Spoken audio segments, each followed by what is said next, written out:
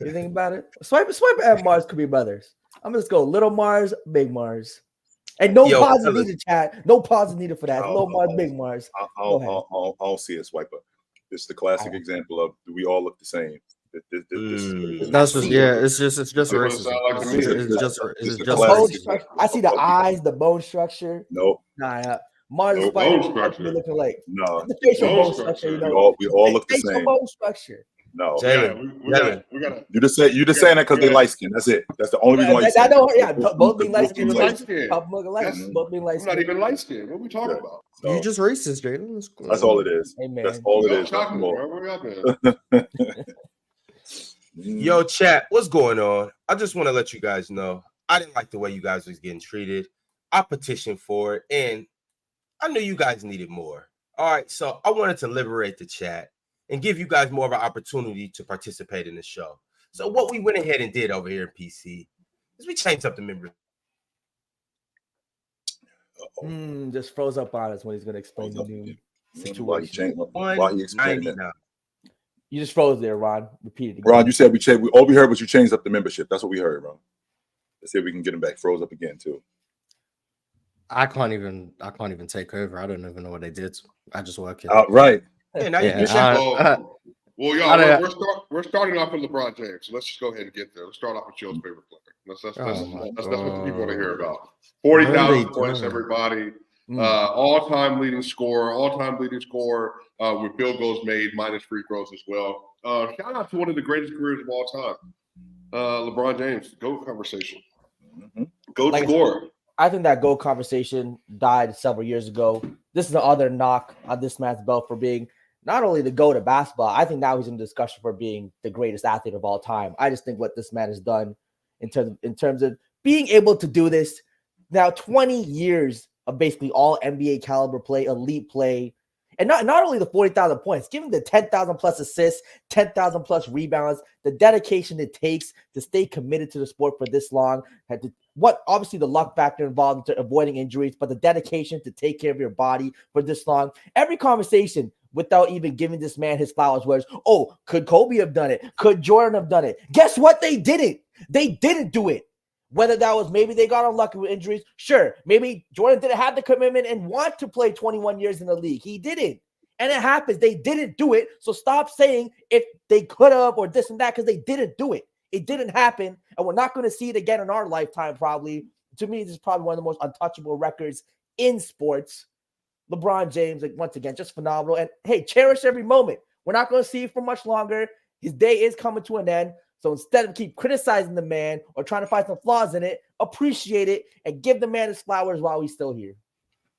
It's dudes who don't know the NBA Finals without LeBron James. They don't know LeBron James not playing at a high level. It's dudes that, since 8 years old.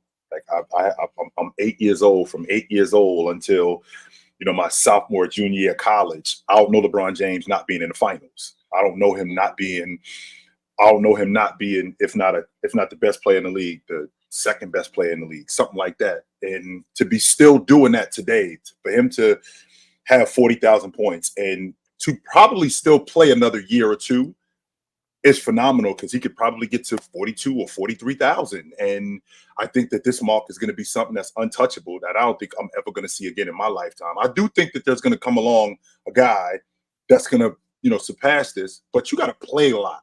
Like we're talking about LeBron James, who's he's got 15 years straight where he averaged 75 games a year on average for 15 straight years. Most guys don't play 15 straight years. He's played that and averaged 75 games in terms of durability. And then he's still playing today at a high level His team is in playoff contention and he's still one of the best players in the league. So congratulations to James, man. He's awesome. Y'all dudes know how I feel about him. Well, you brought up since they were 8, but he went to the finals 17 years ago. Like, think about that. Was that year 4? Yes. Before he went to the finals? Think about that. Like, 2007. I'm talking about this should be clear how long 2007 ago it was, sure. That was Kobe's apex.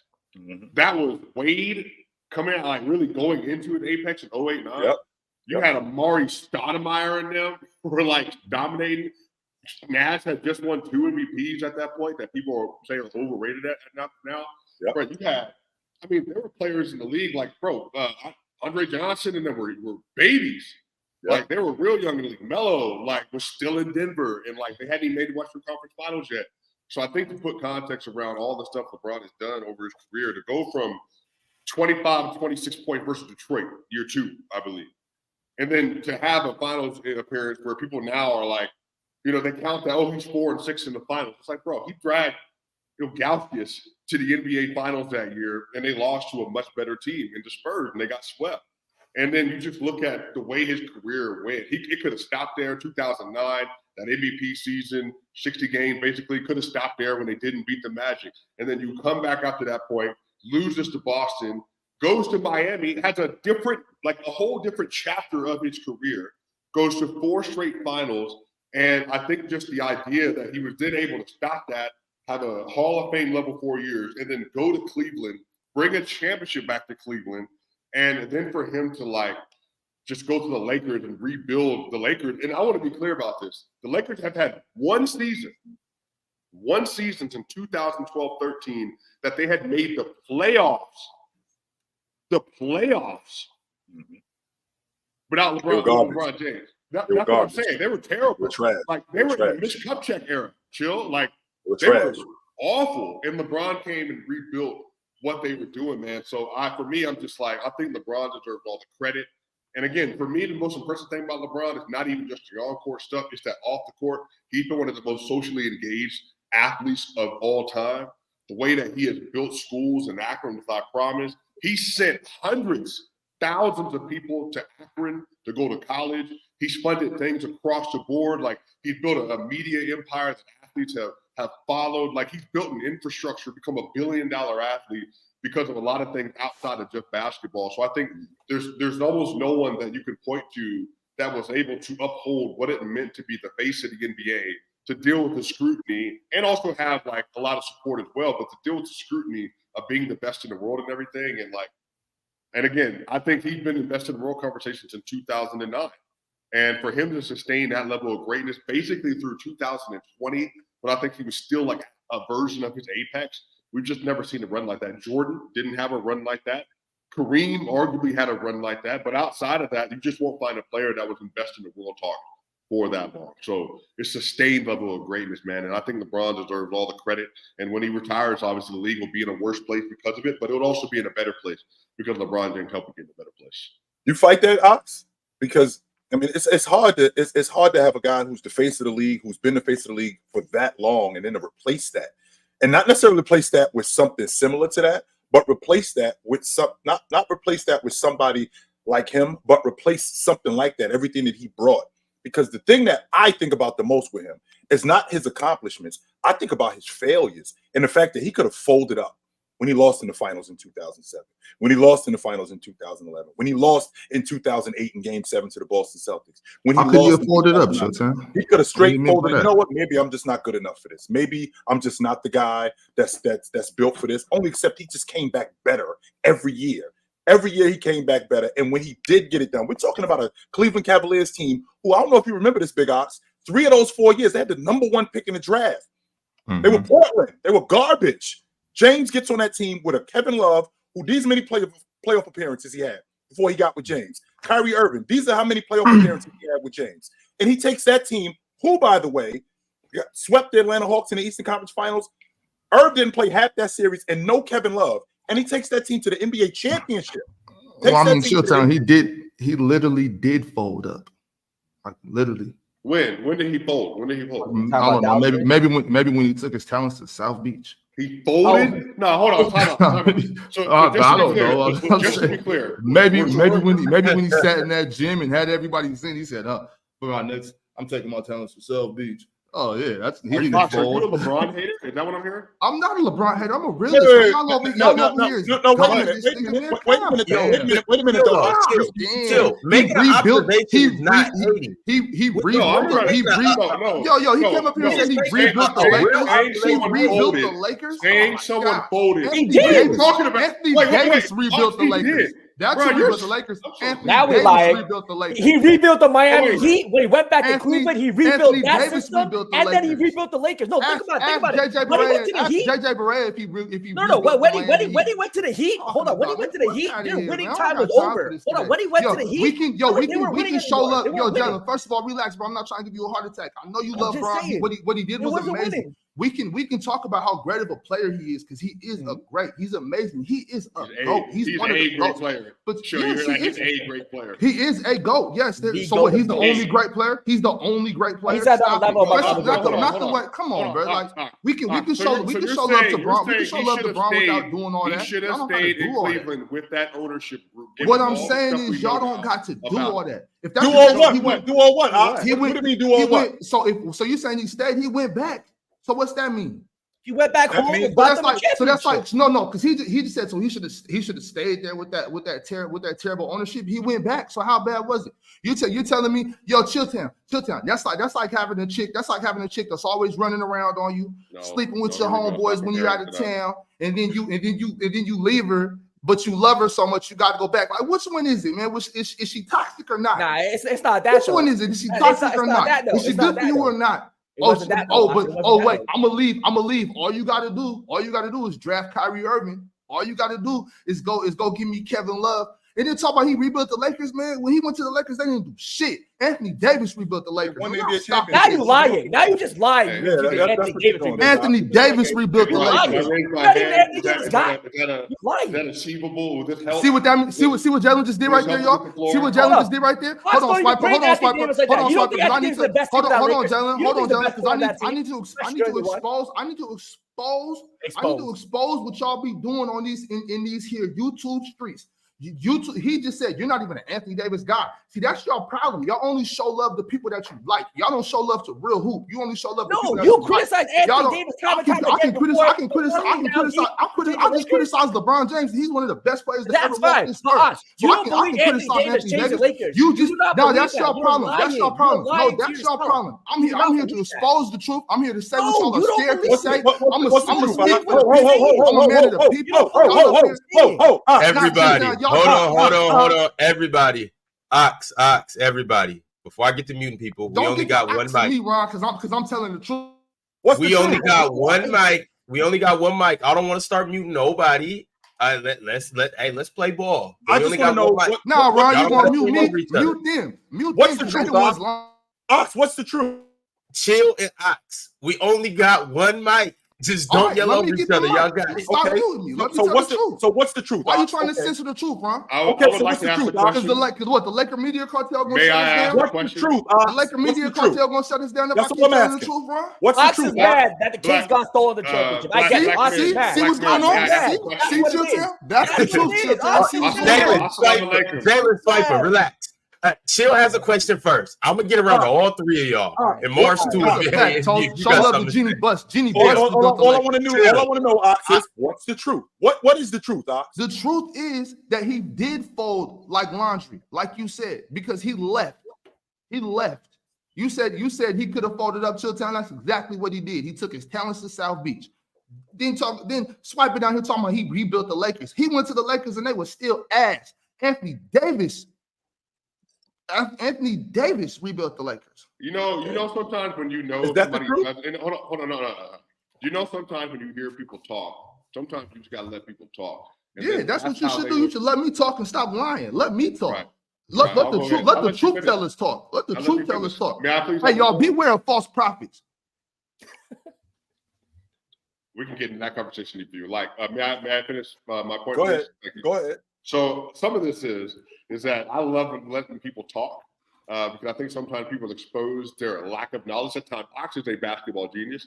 He knows a lot of hoops, especially about Sacramento King. But on this particular topic, he just exposed himself a little bit. It is not indeed true that they were still trash when LeBron James went to the LA Lakers in 2018-19. And by the way, I want to be clear, I dislike the LA Lakers more than anybody up here on this panel, probably. Just because I'm from Denver. dislike them more Yeah, you're from Sac. I'm from Denver. So we both have beef with the organization. But I'll say you did. 2018-19, they were the number 4 seed. They were actually playing very well before So LeBron James up went in number down. one spot. You know what? You ain't lying about that, Swiper. You ain't lying about that. They were actually playing really well. And if we're being honest, Ox, when he was at an apex, there was no such thing as a bad LeBron team. There wasn't. So I think that notion that they weren't good is just false. And on the other side of this, I've never said LeBron was bad, Swiper. I've never once said that. LeBron has been great from beginning to end. No, he folded though. He folded. No, okay. You said the team was still trash, which is false. Second point is that Lakers organization is being run by some of the worst management in sports. Because the Jeannie Buss. No, Jeannie, she took over for her brother. Remember, she had to fire her brother and Mitch Kupchak because they signed Luol Deng and Timothy Mozgov to those behemoth deals and ruined the organization. And they had nobody to build around. They drafted D'Lo, didn't work out. Drafted Julius Randle, didn't work out. Drafted Brandon Ingram. It was going well. But then Anthony Davis went to LA because he wanted to play with LeBron James. That's why he went to LA. Swiper, can we not do this today, please? Let me finish. Brother. He even said, I want to play with LeBron. He talked about it after the fact. I came here to play with LeBron. And again, I don't like the Lakers, so I don't think they deserve anything other than just being a regular basketball team. But they went to the final because of LeBron.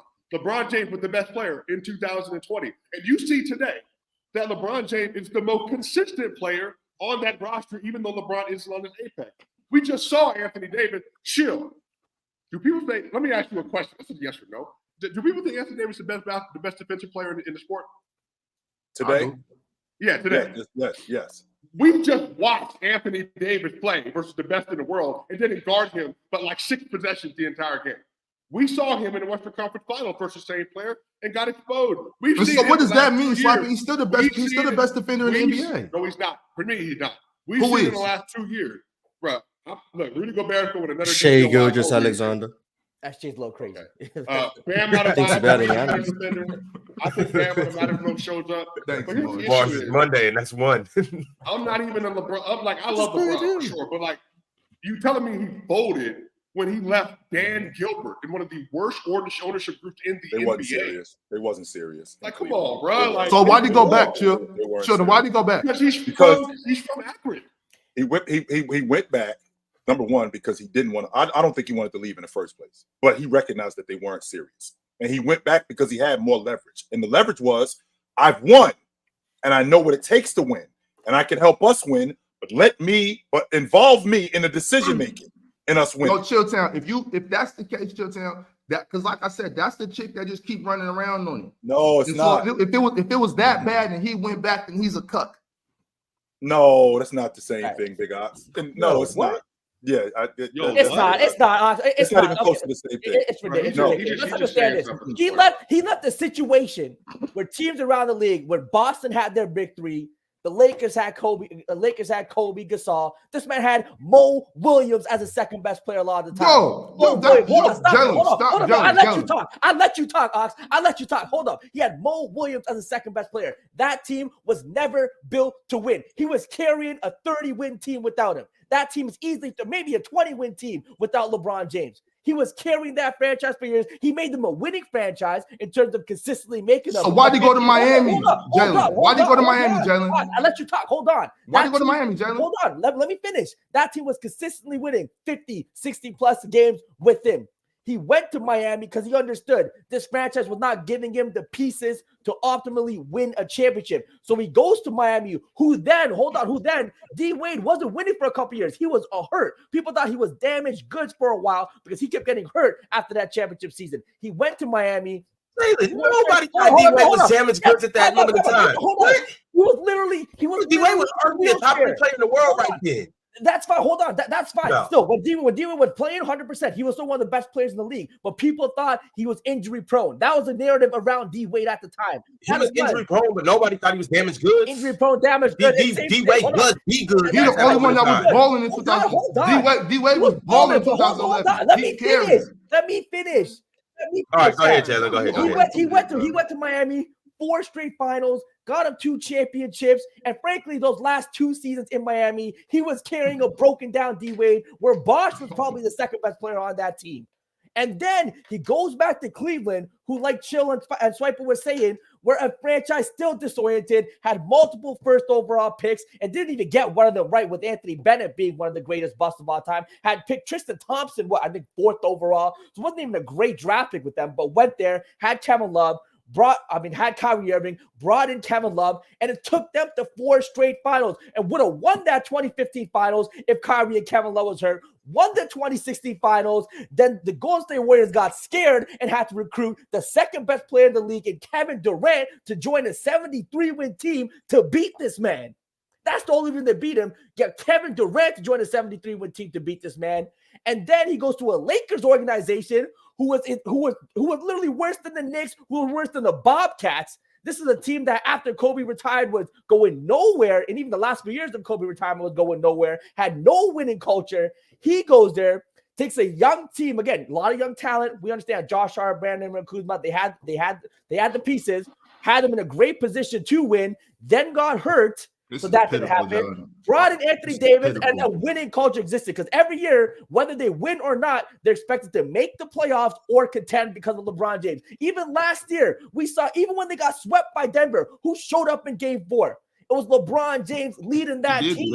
He was trying to will that team. Anthony Davis, I understand he's great, one of the greatest defensive players of all time. I'm not taking nothing away from Anthony Davis, but we have seen him time and time again fold in crucial situations when LeBron didn't. He was there. He just needed some help to get over the top, but he always showed up. In the playoff like that big like 2020 against Denver? Who showed up? Yeah, Anthony Davis showed Anthony up. Davis. Yes, he showed up. What are you talking about? The time they won the championship, Swiper? The time they won the championship? It has never been the same player since, by the way. The time they won the championship? Has never been the same player since. The time they won the championship? Has never been the same player since. Now we can show Bron love. We can show Bron love without doing this, though. Why not show love? Everybody deserves some love. But then Jalen up here bringing up KD to minimize that crazy move Bron made. I'll call it that. The crazy move Bron made. Now Jalen want to bring up Kevin Durant. He took his talents to South Beach. He folded. He went to the Lakers. He had to get AD to win. It's simple as that, bro. He's still one of the best players to ever walk the earth. He brought a winning culture everywhere he went. He brings a winning culture everywhere he goes. Dwayne Wade, bro. Dwayne in 2011, Dwayne Wade was balling. You tried to disrespect Dwayne Wade like, oh, he's injury prone. He was balling. What happened to Bron? He folded. What happened in 2011? Bron folded. You like JJ Barea and Jason Kidd lock you up. I think Ox, me and you, I think Ox, you and me, where the disconnect is with folding. Folding means I'm out and I'm not coming back. That's folding to me. I'm throwing my cards on the table and I'm out. I'm getting up from the table and I'm done. He could have folded and just been out, but he wasn't. Yeah, after what happened, he's a front runner. Does that make him a front runner? But the point is, Chill. Like so, if you don't think that he folded right there, what would you classify it as? Because if that's the case, you would say he would just retire then. If he was, it sounds to me like your definition of folding. I think he folded. I think he failed. My definition of folding is completely closing up shop and never being heard from again. I've seen guys fold.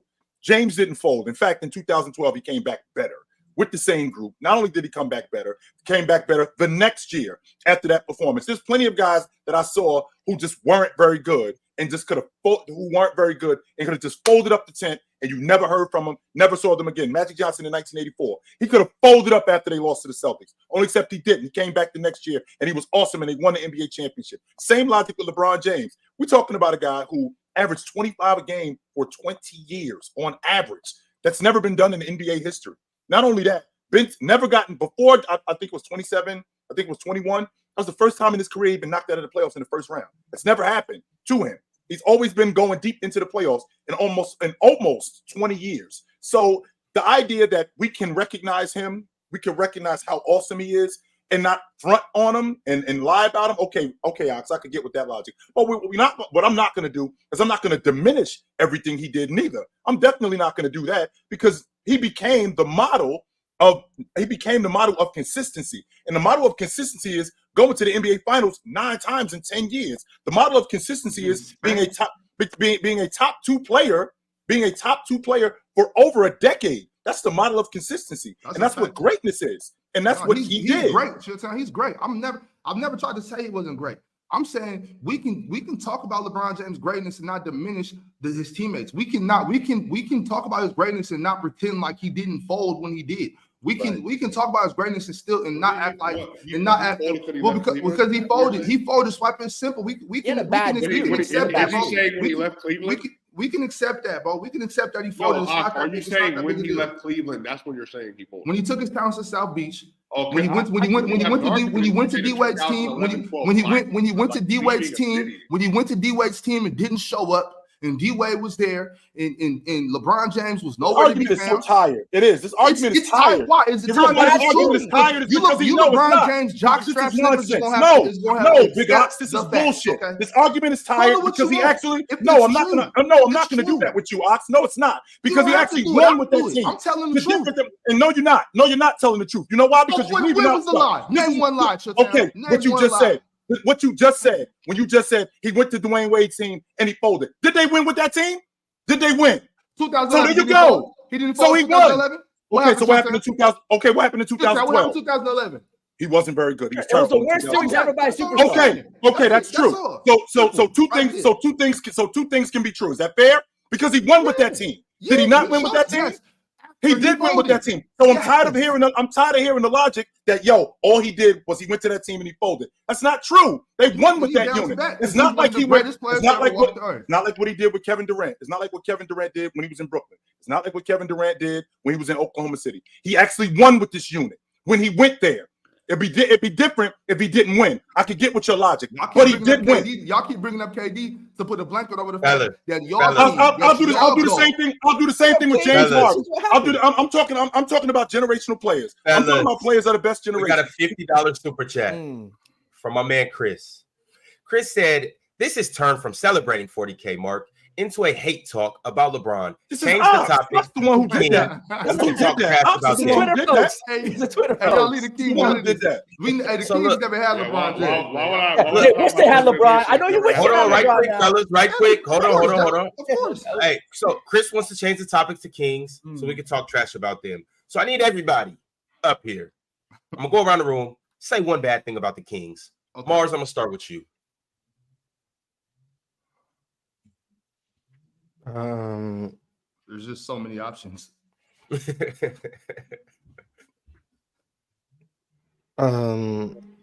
Sabonis is trash.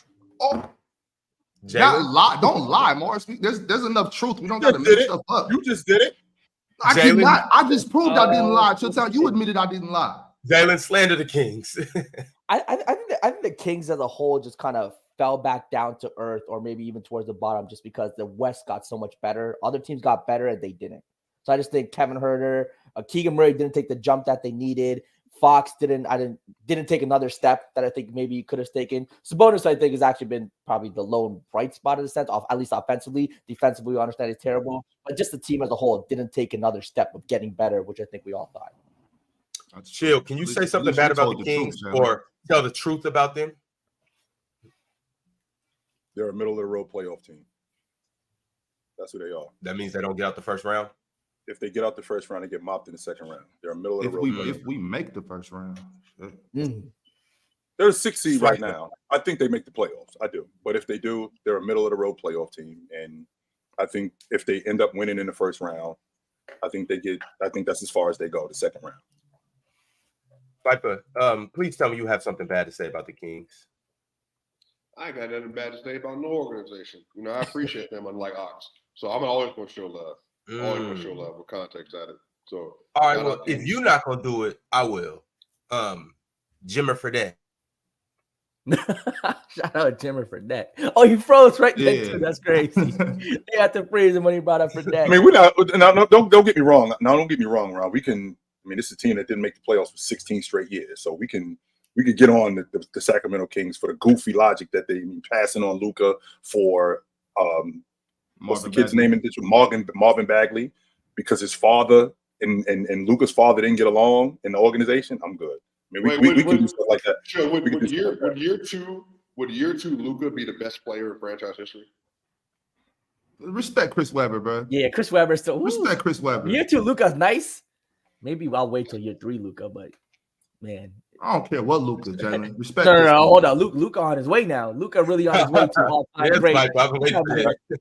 Not year 2, Luka. No. Yeah, maybe There's year no two. Luka. So we need to wait till year 3, Luka. All right, I got you. Yeah. I might wait a year. Y'all No, better don't get wait wrong. y'all better wait for year 8, Luka. Bro, in the NBA with Tim Duncan, Kevin Garnett, some all-time power forwards, Chris Webber was the best power forward in the league for about a year or two.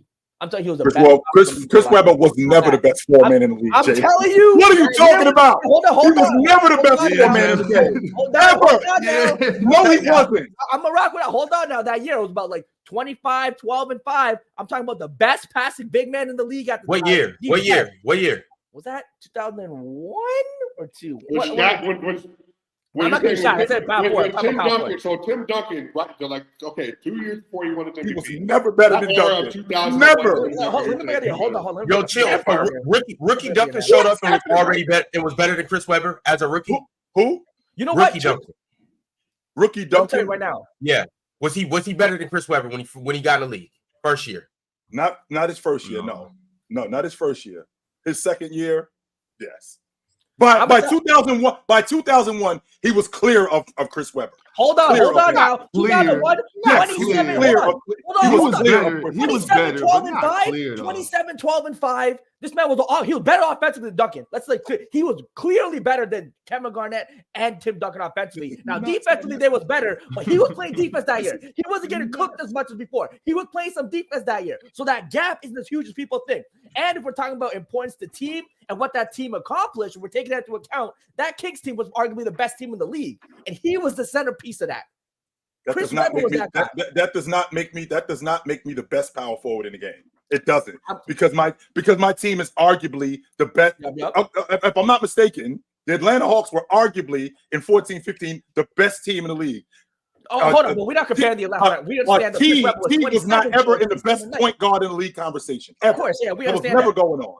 So the fact that you bring it up because they were the best team in the league, no. And add that to the fact that as good as Chris Webber was, he was fantastic. I won't argue that. Great passer, great finisher. I think he led the league in rebounds one or 2 years. At no point was he ever better than Duncan. He just wasn't. Was he a better scorer than Duncan and Garnett in that year? Yes. You think that better because passer? Not even the points. Not the points. But we talking about moves. We talking about post moves, finishing around the rim. Chris Webber offensively was that dude. He was that dude. But he was the best. He was better. He was the best passer of the bunch. He was the best passer of the bunch.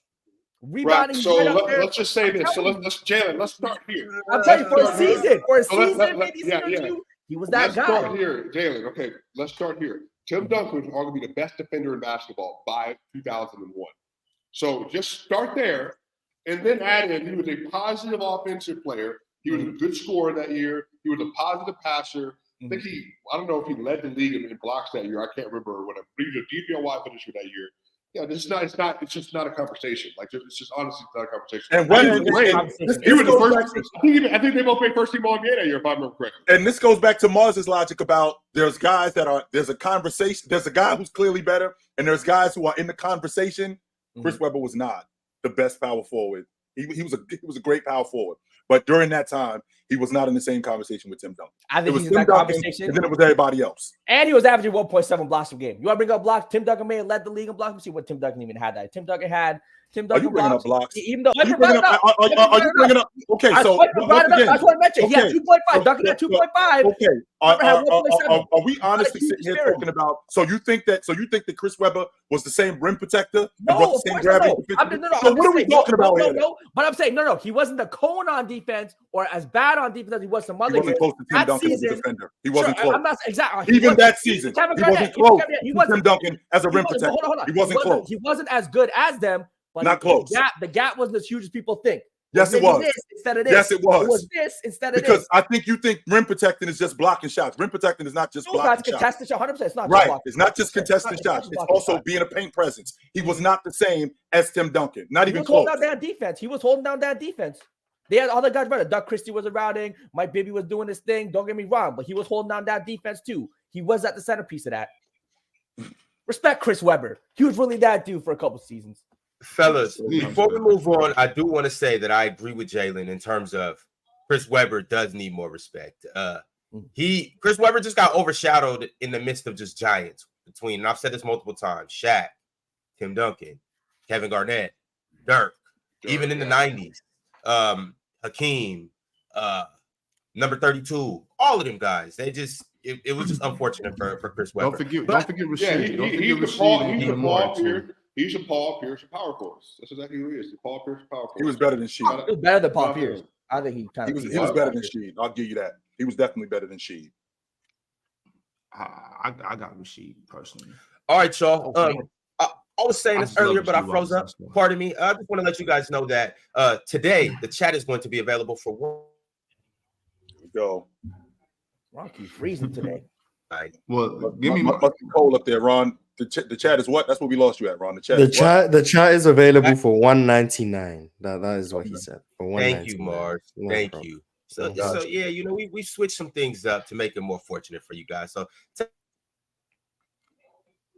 His I internet. don't know what he was about to Also, say that time. I don't know what he was about to say. So Mexico, Ron, the internet's crazy.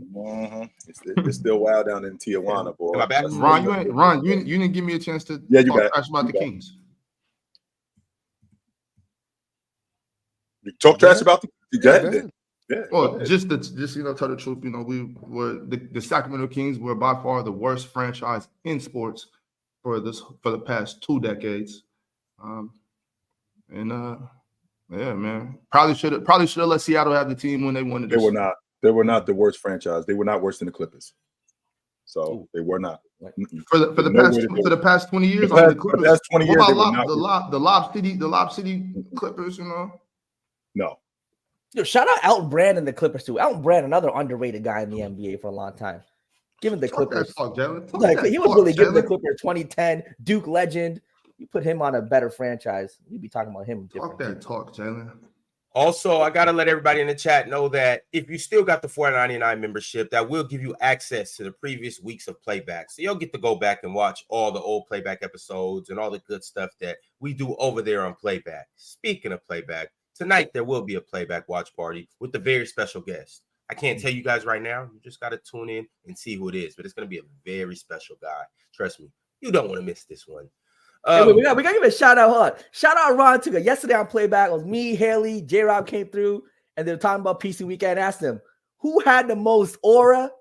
Hey, man, both were saying Ron. I'm not going to lie. Shout out Ron with the aura, man. Some were Ron. Chilltown was getting love. Haley says you're a real sweet Chilltown, nice dude. Ox was getting love too. But I'm saying Ron, they were saying he got some aura to him. Apparently it's a whole lot better in person, chat. This bad internet makes me look bad. In person, it's a whole different story, you know. But I also do want to shout out to everybody that's liked the video. If you haven't liked the video, go ahead and slap that like button. Also, tomorrow, Jalen, what's going on tomorrow? What's happening tomorrow? Tomorrow, new show on PC alert from the logo. It's going to be a great show. We talking hoops. We got me, Gifted, Dub, ZZ, Hayes. It's going to be a fun one. From the logo, tomorrow evening, I believe 6 to 7:30. I believe 6 p.m. Eastern to 7:30 p.m. Eastern. So it's in the evening. Y'all going to be home from work, home from school. Kick back, get you a soda, get you some water, get you some food, and just come to listen. Hang out. Word. From the... I like it. I do like it. It's going up tomorrow. It's going up. I like it. Straight buckets from the logo. Swish, swish, swish. But Ron, what you started with? So we clear.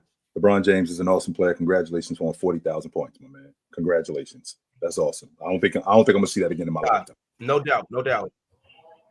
And so, Mars, I haven't heard from you on this 40K feat. Can you let me know how you feel about this, or just what it means to the sport in general? I don't understand why they don't just do regular season plus postseason. It doesn't make sense to me. LeBron passed 40K like 5 years ago. I don't get what this.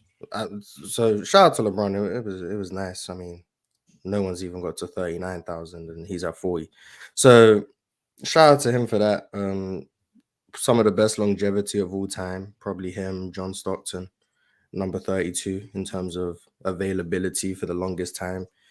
Probably favor those guys just because they didn't miss any games. Like John Stockton played 82 for like 15 years or something. So, but what LeBron's been able to do in year 21? Yes. Being able to play at worst the top 15 level in the NBA. at 39 years old, 21 years in the league. He's been in the league longer than a lot of people have been alive. He's been making the finals since before some high schoolers were in any type of school since they were born. So those type of things. I mean, shout out to LeBron. But yeah, that's all I gotta say. I mean, you guys had your whole argument, so that's all. Do you guys think the playoff scoring record or the final scoring record is more unattainable than the regular season totals? Because I think his finals points record or the playoff numbers might be harder to do. The playoff LeBron has the finals points record. Most points ever in the finals. Yeah, I mean he made all those finals. He has more points than Jerry West. In the playoffs, I think the playoffs are more difficult because you guaranteed to play in the regular season. You're not guaranteed to make the playoffs, and the fact that he don't, Mars. You're right. Jerry West is still first. And giving him credit for stuff he ain't done. My bad. Playoff. It's a playoff points record then. Okay. Where is he? Where is he in that? In the finals, he's second. He's how many points?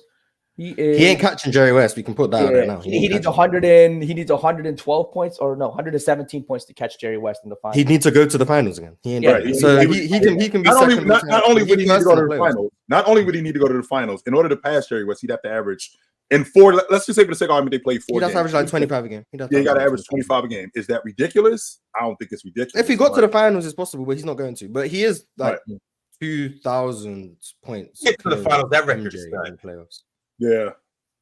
Yeah, but he's not going to. But playoffs, he's 2,000 points ahead of MJ, who's second. That's crazy. I think the more attainable record is the regular season because if I'm healthy, I'm guaranteed to play in the regular season, and I could play in the regular season for however long I could play in the regular season. It's the matter of getting deep into the playoffs as much as he's gotten deep into the playoffs. I mean, 9 finals trips in 10 years. I mean, that's averaging what 28, 29 a game in the finals. That's ridiculous. So I think that's going to be hard to catch.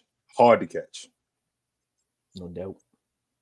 All right, y'all. I got some super chats. It's the perfect time to go ahead and do this right now. What you say, gang? With the super chat said, Wemby is so ridiculous. What do you guys think is his greatest attribute, and what does he need to do in order to crack maybe a top 10 player in the game?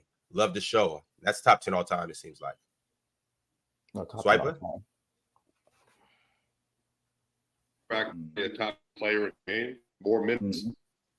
That's about it. More minutes. And probably offense more designed around Wemby's skill set as time goes on will be maybe just having Trey Jones play with him more. Get just a legitimate point guard on the roster.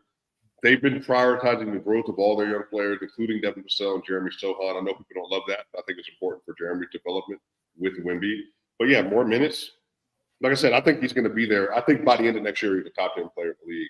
And that would be the lowest he's ranked for the next 12 or 13 years, if not 15. Is it ridiculous to think that Wemby could be a top 10 player in year 2? I mean, I don't know if that's ridiculous to think that. No, I think everyone here thinks he probably will be top 10. As talented as the league is, as talented as the league is, I don't think it's ridiculous to think that he could possibly be a top 10 player in the league. I don't think that's ridiculous. The thing for me with Wemby, it's not he's obviously a freak. He obviously has skills. It's his mentality. It's the way he sees the game and he's able to process it. Like he's a lot more smarter, more intellectual on the court than I gave him credit for. Here's the thing though, Ron. My question to you is what does it take to pass a guy? And that's simple. Like I'm talking about a guy who just shows up. Like Wemby is a rook this year. Next year for him, what is Wemby today? If the season ended today, where is Wemby in terms of the power rankings of players in the league? Where is he? Mars. He in my top 20 easy, but okay. So where is he in your top 20, Mars? Is he 15 to 20? Is he 10 to 15? Where is he? He's anywhere from 14 to 18. Okay, so he's in that 15 to 20. Okay, so with that being said, what would it take for him to jump 6 guys, 6 of them? He gonna be better than them in one season. It's gonna take. What did it take for us to know Wemby's better than Anthony Simons? We just knew, right? We watched him play. We watched him play and was like, okay, he's better than him. We saw it. What did it take for us to know that Sengun was better than Usman Garuba? We just saw him play. That's it. We saw him play and was like, Okay, he's better than him. So it's just better at basketball. It's the same for the top 15 guys. You just got to be better than them. But because when you're that ranked highly, it's like, oh, this guy's got the reputation. We don't want to pass him up. But like, when we're ranking the lower end guys, where do you get that reputation from, though, Mars? But we knew Wemby's better than Vucevic. Vucevic has made all-star teams, but we know he's better than him. We're not about to be like, oh, but Vucevic, he's done this in his career, so let's be hesitant. No, like we know he's better than him. But we start getting to Donovan Mitchell and Devin Booker's, and everyone's like, oh, we don't want to push the boat too much. We don't want to crown him too early. He's better than them. Like, it's what it is. Just we can do that, Mars, if we're talking about somebody that's doing something similar to these guys. Like I just mentioned, we're talking about reputation. Okay, what's Vucevic's reputation over the last 3 or 4 years? It's not the same as it was when he was making all-star teams and it was an actual conversation. Nobody talking about Vucevic like we was talking about him 3 years ago. And the idea that he's just better at basketball, okay, I can definitely get with that logic. But we have to bring into account other things like the postseason. That stuff matters. And the fact that Wemby, who is just better at basketball, we haven't seen him in the postseason yet, or when the temperature gets turned up, him being better at basketball, that's just not enough, because those guys in the top 15, we have seen them perform in the postseason. Not only have we seen them perform in the postseason, that's also coupled in with them as basketball players. So I'm not going to discount Wemby as a basketball player. No, I'm not going to do that. But he does have to develop a reputation also. Well, Chill, here's the thing, though.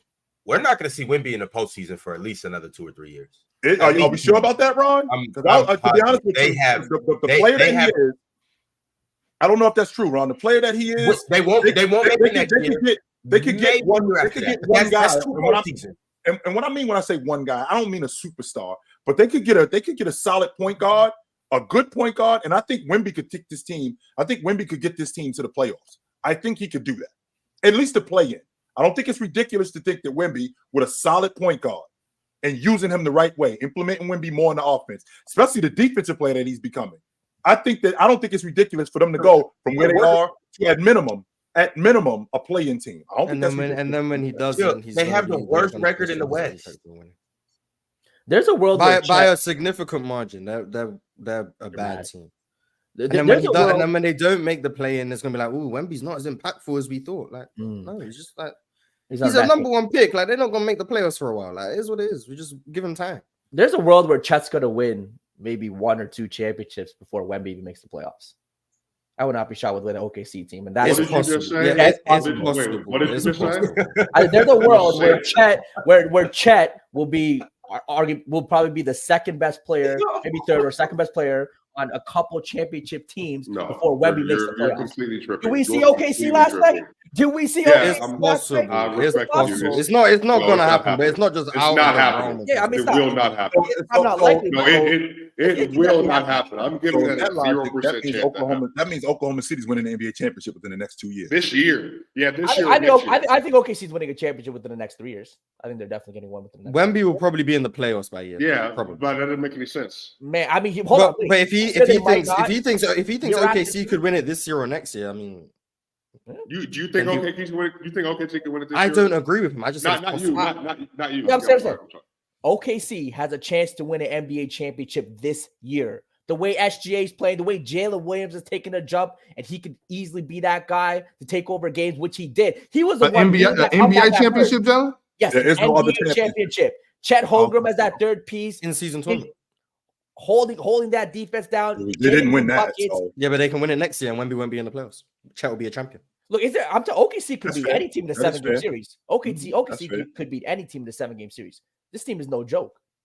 Like I said, SGA could be the best player on the court in a lot of playoff series. Jalen, and this is a rhetorical question, but and I ain't saying in the last 10 or 15 years. Yeah. In your experience in watching pro basketball, can you name me a team that's won the NBA championship with kids at the helm? In their first year in the playoffs. How old was Golden State when they first won with Steph, Clay, Draymond? Their core was all 25 and younger. Yeah, 25 and younger. Okay, so they're a young team. Yeah, they were a young team. Yeah. Mm-hmm. Now this is probably younger. Then the 2012 Thunder didn't win, but they were a young team. They were in the conference finals in 2011 too, so they were young those years. I don't think people understand how good Jalen Williams is. No.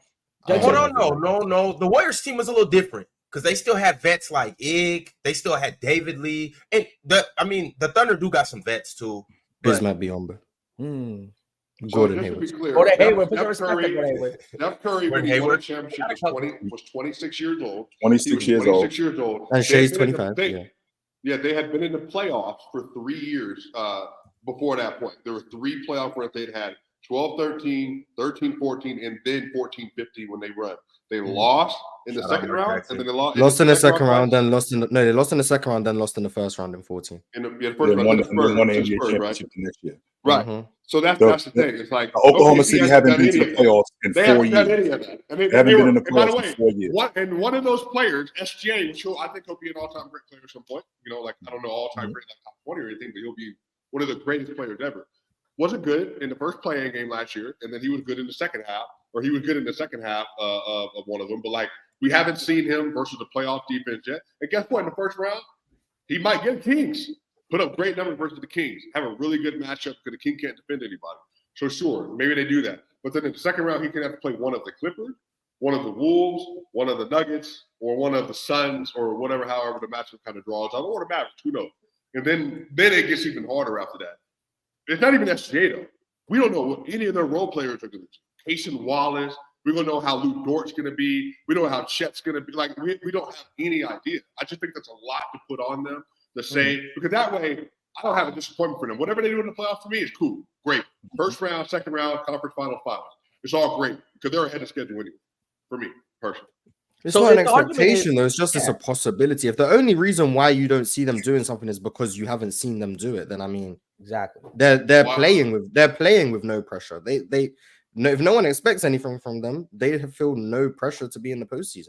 They A got team nothing like to Denver, lose. like a team like Denver, there's theoretical pressure for them to repeat. I don't think they feel the pressure, but theoretically, there's pressure for them to repeat. A team like Boston, there's major pressure for them to win because we're seeing what they're doing. A team like the Bucks, there's pressure for them to win. If no one expects anything from OKC, who's to say they can't go on a run? Like basketball reason. Other than just saying they haven't been in the playoffs yet, what's the reason for why they can't It's beat even substantial executing teams? in the playoff. Execution in the regular season and performing in the regular season is different than in a playoff setting, in a half-court, slowed-down pace, where, again, there will be pressure because the situation changes. So, and NBA players talk about this multiple times. It's just when you get into that scenario, everything is basketball still, but it feels different. Everything has more gravitas to it. So I just don't know what they're going to do. This doesn't mean that, like SGA, he could be good. He could be a really good player in the playoff. But again, I think a lot of this is they're going to play versus players that we've already seen be at that level and compete at a very high point at that level. This doesn't mean they can't do it, but if they do it, great. But I also don't know, like SGA, he can 1A in the regular season. We'll see if he can do that in the playoffs. Again, it's all to be seen. Who knows? Go ahead, Sean. And to your point, Mars, I mean, there's a bunch of teams that haven't done it, but I don't think that those teams aren't on this. I don't think those teams are on the same level. I don't think the Oklahoma City Thunder are on the same level with the Boston Celtics because they've actually done it. I mean, they've gone deep into the playoffs. Oklahoma City, with what they've had, we haven't seen them in the playoffs in 4 years. I don't think any That's the team last- Boston Celtics though. I think the Celtics That's the last time we saw them in the playoffs. The Milwaukee Bucks have actually gotten it done. Now they've got a different unit, and we've seen Giannis get it done in the playoffs. But I think they're a little further. I think they're a little further than Oklahoma City, just off the strength of having Giannis and seeing him do it in the playoffs and him being as good as he's been, not just offensively, but defensively, also with Brook Lopez. I think they're a little further along. Does that mean that they can win it? But I think they could go a little bit further considering what Oklahoma City doesn't have, which is experience. I'm not like, I guess where maybe it's a disagreement. I don't know. Maybe it's just a miscommunication. I agree with what Swiper said about we haven't seen it, so we don't know. My argument, I guess, is if we don't know, why is it unfathomable to say they can do it? I'm fine if we don't know, so we don't know if Shea's going to translate. We don't know if Mark Daigneault is used to the playoff setting of coaching in the postseason against different schemes and whatever. But if we don't know, why are we writing it off as if it can't happen? It can happen. It might not happen. Right. Like that, if we don't know, there's a gray area of all the possibilities. Well, I think we're Sure. We can argue it can happen. We can argue it won't. And if you look There's at a basketball difference. reasons, as an offense, their team great offensively, great defensively, all basketball. They have the players to succeed. Whether it's Lou Dort helping them on defense, Chet Hogan holding them down on defense, Jalen Williams getting you buckets, SGA getting you buckets, helping control the tempo and pace of the game. They have all the basketball pieces and play good enough basketball to win a championship. Now, and like Marcel, we understand that we haven't seen it in the playoffs, and that's fair. You know, you want to see teams perform in the playoffs, but other than that reason of not having the experience or not having been shown that they can perform in the playoffs, there are no basketball reasons why they can't win a championship. Rebounding would be the biggest. Probably Rebounding. their weakness. They're rebounding would be size their on the weakness. interior. Yeah, that'd be the weakness. Rebounding, I think size on the interior, and which is all what all that. so there are is- concerns, which is why, like, Right. if you want to say they won't win because they're too small and Chet's too frail and they can't rebound, sure. But if like the reason is, oh well, we haven't seen it. I mean, I guess. Well, it's got to be more, Mars, than There's than plenty we of have things we seen. haven't seen that ends up happening. Right. So, Well, but no, more I think- time. I think- Go ahead. That's why. Anyway, so but more times than not, that's what we go off of. That's what this is about with the Oklahoma City Thunder. Sure, we just watched yesterday. One dude grabbed 31 rebounds against their front line. We just saw that last night. So that's going to be a problem moving forward with this team. When they run up on Minnesota, when they run up on Denver, when they run up on the Lakers, when they run up on teams that got dominant rebounders on the front line, that's definitely a problem. However, when we're talking about what we've seen, Mars, more times than not, we've seen young teams because of lack of experience, fold up in the playoffs because they're just not there yet. That doesn't mean that they're not good. We're just not there yet. Same thing with the Oklahoma City Thunder in 2011. I believe that when they lost to the Lakers in 2010 and then 2011 the next year, when they lost, I think it was Dallas. Yeah, they lost to Dallas. We're getting close. We're just not there yet. Now, is it possible? Didn't play yesterday. well, they ain't fold up because they came back. They ain't fold up. They just failed. They ain't fold up. Just want to put that out there. They didn't fold up. Okay, failed. Okay, you're right. I can get that. Sure. Yeah, and like I can understand like there's I guess a precedent of young teams not winning. But I mean, OKC made the finals. I mean, yeah, you want to say they had 3 little playoff runs before where they lost to the Lakers and then they lost to Dallas, but they still made the finals as a young team. So did the Warriors. If I go back throughout history, do I think there's many young teams that have won championships? Probably not. But that doesn't mean it's just out the realm of possibility. I think what Jalen was saying is if this same world that we live in right now existed in multiple timelines, there's some timelines where OKC win. I think that's what he's saying. It's possible that based on how good they are, how good they've been in the regular season, that I think they're a top 5 offense and a top 5 defense. They're one of the best half-court offenses in the NBA. They're one of the best half-court defenses in the NBA. That's normally a formula for a team that has a chance to win a championship. Like if you look historically at the best half-court offenses, the best half-court defenses, they usually go pretty far in the playoffs. So they have the markers of a great team. And then the argument against them is some basketball reasons, like the rebounding and the size, and then others just in experience. But like, I don't think that's enough to just say they have no chance. If they have a chance, then they have a chance. That's it. Well, let's rewind, Mars, because you just brought up the Oklahoma City Thunder, who made the NBA Finals in 2012. Well, I'm pretty sure that the Oklahoma City Thunder in 2010, when they lost to the Lakers, had a pretty damn good offense, right? I'm pretty sure that in 2011, that team, when they lost to Dallas in the Western Conference Championship, they had a pretty good offense. So in 2012, they end up making the finals because they have a pretty good offense. But they're a different team in 2012 than they were in 2009 and in 2010, which means that we're a lot closer than we were, as opposed to this is our first trip to the playoffs. I'd like to think that 2009-2010 Oklahoma City Thunder is not close to what that 2011-2012 team that went to the NBA Finals. I don't think those two teams are the same. And the idea with the Oklahoma City Thunder making it to the finals, is it a possibility? Well, if we look at this team in 2 years and say that they're in the NBA Finals, I'm confident that we're going to look at this team 2 years ago and go, this team wasn't close to this team. This team's way better than this team was 2 years ago, which is why we're saying that this team doesn't really have a possibility of making an NBA championship. The 2010 Thunder were 12th in offense. So that's above average. They're right next to the top. They're a mediocre offense. This year's OKC Thunder, I believe, is 3rd. But let me just check. Right. They're right outside the top 10. They're I would third say in mediocre is like 14, 15, Total 16. offense or half-court offense? 12 is a lot better. I could look for 12 is a lot OKC's better. half-court offense, but I'd assume it was probably worse. But I can't bother to check that. And then looking back throughout history, just doing a little bit of research while we were talking, the only team I can find that was comparable to OKC in age that won a championship and had no prior playoff experience is the Portland Trail Blazers with Bill Walton. That's the only team I can find. 50 plus years ago. Yeah, they were all young. Everyone who really played was substantially under the age of 27. They had one guy who was 30, Herm Gilliam. Shout out to him.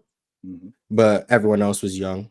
Their highest minute players 24, 23, 23, Right. 26, and then Herm Gilliam at 21. I mean, at 30, playing 21 minutes a game. Everyone else was young. So it's happened before. If the only example is a team 50 years ago, maybe that's not great. But it has happened before. So all I'm saying is I think it's possible. I don't think it's going to happen, but I think it's possible. I do want to say shout out to the Thunder because they're doing something amazing right now with the young team. And honestly, experienced or not, I don't think none of these teams want to really see the Thunder in the playoffs. Y'all just let Mars. What does do that mean, though? He's trying to line up Rob? his transition to the Thunder. Y'all just let him do that for something that I've happened already one said time. I'm not. I just said, once again, Big Ox, I just said it was over 50 years ago. I don't root for it. Right. But yeah, I'm just saying it's possible for OKC. That's it. But what does that mean? No one wants to see them. Like, can we agree, Ron, that They'll be the tough Western to Conference, beat, is what he's saying. Yeah. Well, I know. Well, I'm saying, can we agree that I think there are probably 8 teams in the Western Conference at the point that are all going to be tough to beat, like that are all like kind of scary in their own way. And not only that, Swiper, Ron, I think you completely wrong with nobody wants to see Oklahoma City because I'm pretty sure that these vet teams is like we can beat these kids. I'm sure that they're thinking and that. then they'll be a rude awakening when they play them. And they'll And that's what I'm saying. Like they know it's going to be a hard. You go into that series saying, "Oh, they're a young team, hey man." And we better get them now. Real quick. And we better get them now.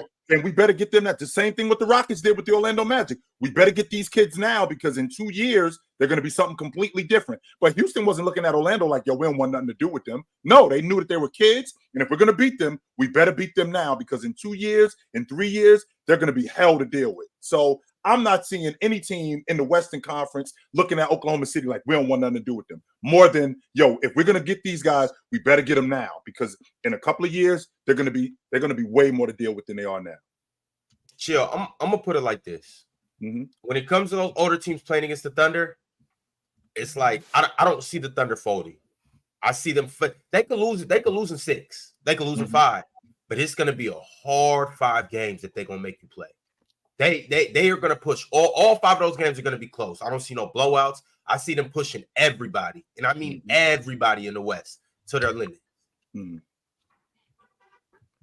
But all right, y'all. As you can see, you could chat now for $1.99. So go ahead and become a member. Bro, this is crazy. No, Dirty Dev, I don't think that the Lakers are afraid of the Thunder. No, I don't. I don't think the Lakers are afraid of anyone. Doesn't mean they're not going to lose. The Lakers you can go in with no fear and still get killed. There's only one team the Lakers are afraid of. And I think they feel confident. We already know who that crew is. We already know who that crew is. That's. I don't think that's a question of who that one team is that the Lakers don't want anything to do with. Y'all talking about the Clippers or the Clippers? Talk about Nuggets. I can tell you who we're not talking about. They were Golden State. We're not talking about the Clippers. Let's get to the bottom of that right now. We're not talking about the Clippers. No. Okay. We're not talking about the Clippers. I think the Clippers could beat them. I think they should beat them, but I think the Lakers feel confident because they're playing in New York City every game. That's a good point. That's a good point. It's pretty much all home games. No matter what, it's always going to be a home game for them. Right. We don't have to go nowhere, right? Every game is right here in the crypto. Look, LeBron with no travel in a 7-game series, Ox. Yeah, that's crazy. That's man. That's why the bubble don't count. But why doesn't the bubble count, Mars? The bubble. Jokes aside, the bubble does count. But sometimes I go back and watch the bubble. Mm-hmm. It's so like. It's so dead. Different. It's so dead compared to every other like year of the playoffs. I'm like the crowd noise. You can count it. I don't care if you count it. I'm not discounting rings. You have to count it, Morris. Yeah, like I don't care if you count it, but if you believe that's the same as other playoff settings, yeah, the simulation is not the same. It's not close, Mars. No, it's not even close. It's disgraceful. Like, I'm watching. I'm like, okay, yeah, this. You could say it's more true basketball. No outside noise coming. It's just pure hoops. Call it whatever you want, but just don't compare it to other postseasons. I'm saying some of the best basketball is played at 9, 10, 11 p.m. when that door is locked and it's 12, 13 dudes in the gym. Yep. Not arguing against that. Just don't compare it to the other postseasons. That's what I'm saying. That's real. There's something to be said, Mars, about a 15, 17,000 seat arena and crowd noise and television cameras and brighter lights as opposed to a simulated crowd of like, I don't know, I'm seeing fans on FaceTime to the arena. Like, what we're talking about? I mean, I don't get me wrong. TJ Warren was looking like an MVP. TJ Warren was going off in that bubble. That part I will not argue. TJ Warren really had me thinking he was super nice. I'm telling you, yup. TJ Warren was super nice. TJ Warren was a bucket. That was TJ Warren on the back end. TJ Warren was a baller. TJ Warren had me like, yo, this dude is nice. Yes, he was. Karis LeVert was no joke too. Karis LeVert was really hooping.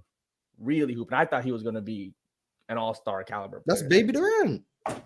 It was something. I don't know what happened after, but it was something. All right, y'all. Shout out to Cheese. He gifted 5 players' choice. Choice memberships. Yep. Shout out to Cheese. Shout out to Juan Johnson. Also, shout out to Juan Johnson. Shout out to James Steiner. Shout out to Josiah. These is all new members. Even Cheese himself, he gifted memberships and becoming a member. Shout out to Cheese. Big Nico 24 became a member. Smooth 101 became a member. And also, Dante Bryant has been a member for 2 months, and he said the Trailblazers are up next. I'm next for who? Alex R? I don't know. Up next for what? A line up in the lottery, but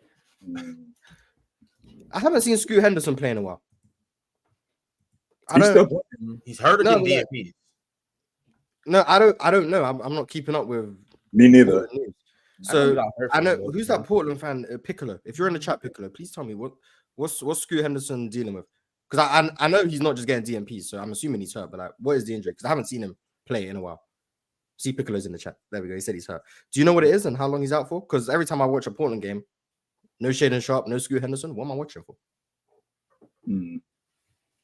Simons and Jeremy Grant. I'm good. True. All right, y'all. Moving along. Andra 15789 said, well, hold on. He sent a super chat before this. Let me read the Talking about Jason Kidd. That's all I know. He said, Luka. How about Jason Kidd? Same dumb small ball rotations, no accountability, no schemes. How about Tim Hardaway Jr. being the dumbest MF in the NBA? He continued by saying, refuses to stop playing Tim Hardaway Jr., keeps playing Kleber center lineups, refuses to let Kyrie control the offense when Luka's out, cannot draw up any schemes. And Luka finally called him out yesterday. J Kidd, you guys. Welcome to the show, Dama. Hey, Damo, pass that.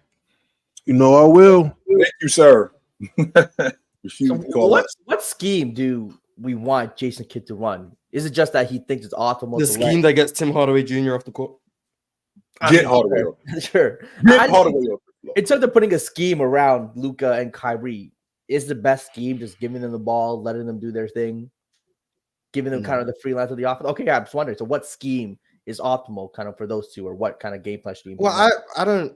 I think he runs a scheme with Kyrie. With Luka, I think it's pretty much just give him the ball. But with Kyrie, I think he runs some solid action to get him the ball with like empty sides so he can attack, or just get him a bit of momentum going downhill. I think he does an okay job with Kyrie, to be honest. Luka, I think is a bit different. I think Luka is more just give him the ball. But there is some things I've seen him use Luka as a screener in pick and roll. I've seen him run little actions to get Luka post ups. Like there's things he's doing. My issue with him is he refuses to play bigs he don't think can guard on the perimeter because he's so switch heavy that now he's playing Maxi Kleber at the 5 and Daniel Gafford's minutes aren't going. Is he Tyronn Lue? Played 5 minutes yesterday, Mars. He's less Tyronn Lue because he does have a big out there, but he just doesn't want he a played big 5 minutes. Only played 5 minutes. Doesn't play because he doesn't like Daniel Gafford's perimeter defense, so he doesn't play him. That's the issues I have with him. Is his refusal to play bigs if they can't move on the perimeter as well as he wants. Can you play Gafford and Lively together? That's all I ever hear is about this big can't play because he can't move his feet. So now when J Kidd abides by that philosophy, y'all got a problem with him. First of all, Daniel Gafford can move his feet. He just doesn't move his feet as well as Maxi Kleber does. In the NBA or just for the Mavericks? Because every day on the panel, I hear that. Oh, this big can't switch. This big has to play drop coverage. This big can't guard the guard. And now when J Kidd abides by that philosophy, that way of thinking, y'all got a problem with it. Oh, I know what you mean. You mean the hour and 30 minutes that I'm not here that they saying it every day? Because I swear to you, I've never heard it. I've never heard that. I've heard shooting. You always conveniently get amnesia about certain things, but I don't understand. Like you don't be hearing. Maybe Otis is right. I don't recall a time you said someone shouldn't play because they can't They can't switch and be on the perimeter as a big. I've heard not being able to I've shoot. heard how many times, I've heard not being able to space the floor, but not being. But he can't. Wait a second. Matter of fact, Damo, if anybody, What? Damo, the way you be calling him Baguette Biombo and stuff like that, Damo, was you just gonna damn bring that up. you damn near lead Baguette that Biombo? club. Yeah, You damn near lead that club, Biombo? Damo. Why do I call him Baguette Biombo? The argument It's you not just because brought he up, can't Mars, switch. about perimeter defenders. How often do we talk about Rudy Gobert is unplayable in the playoffs? He gets exposed in the playoffs because he can't move his feet on the perimeter. How often do we hear that? I don't know. I've put that say ideology enough times in my life. All the time. I've shut that down too.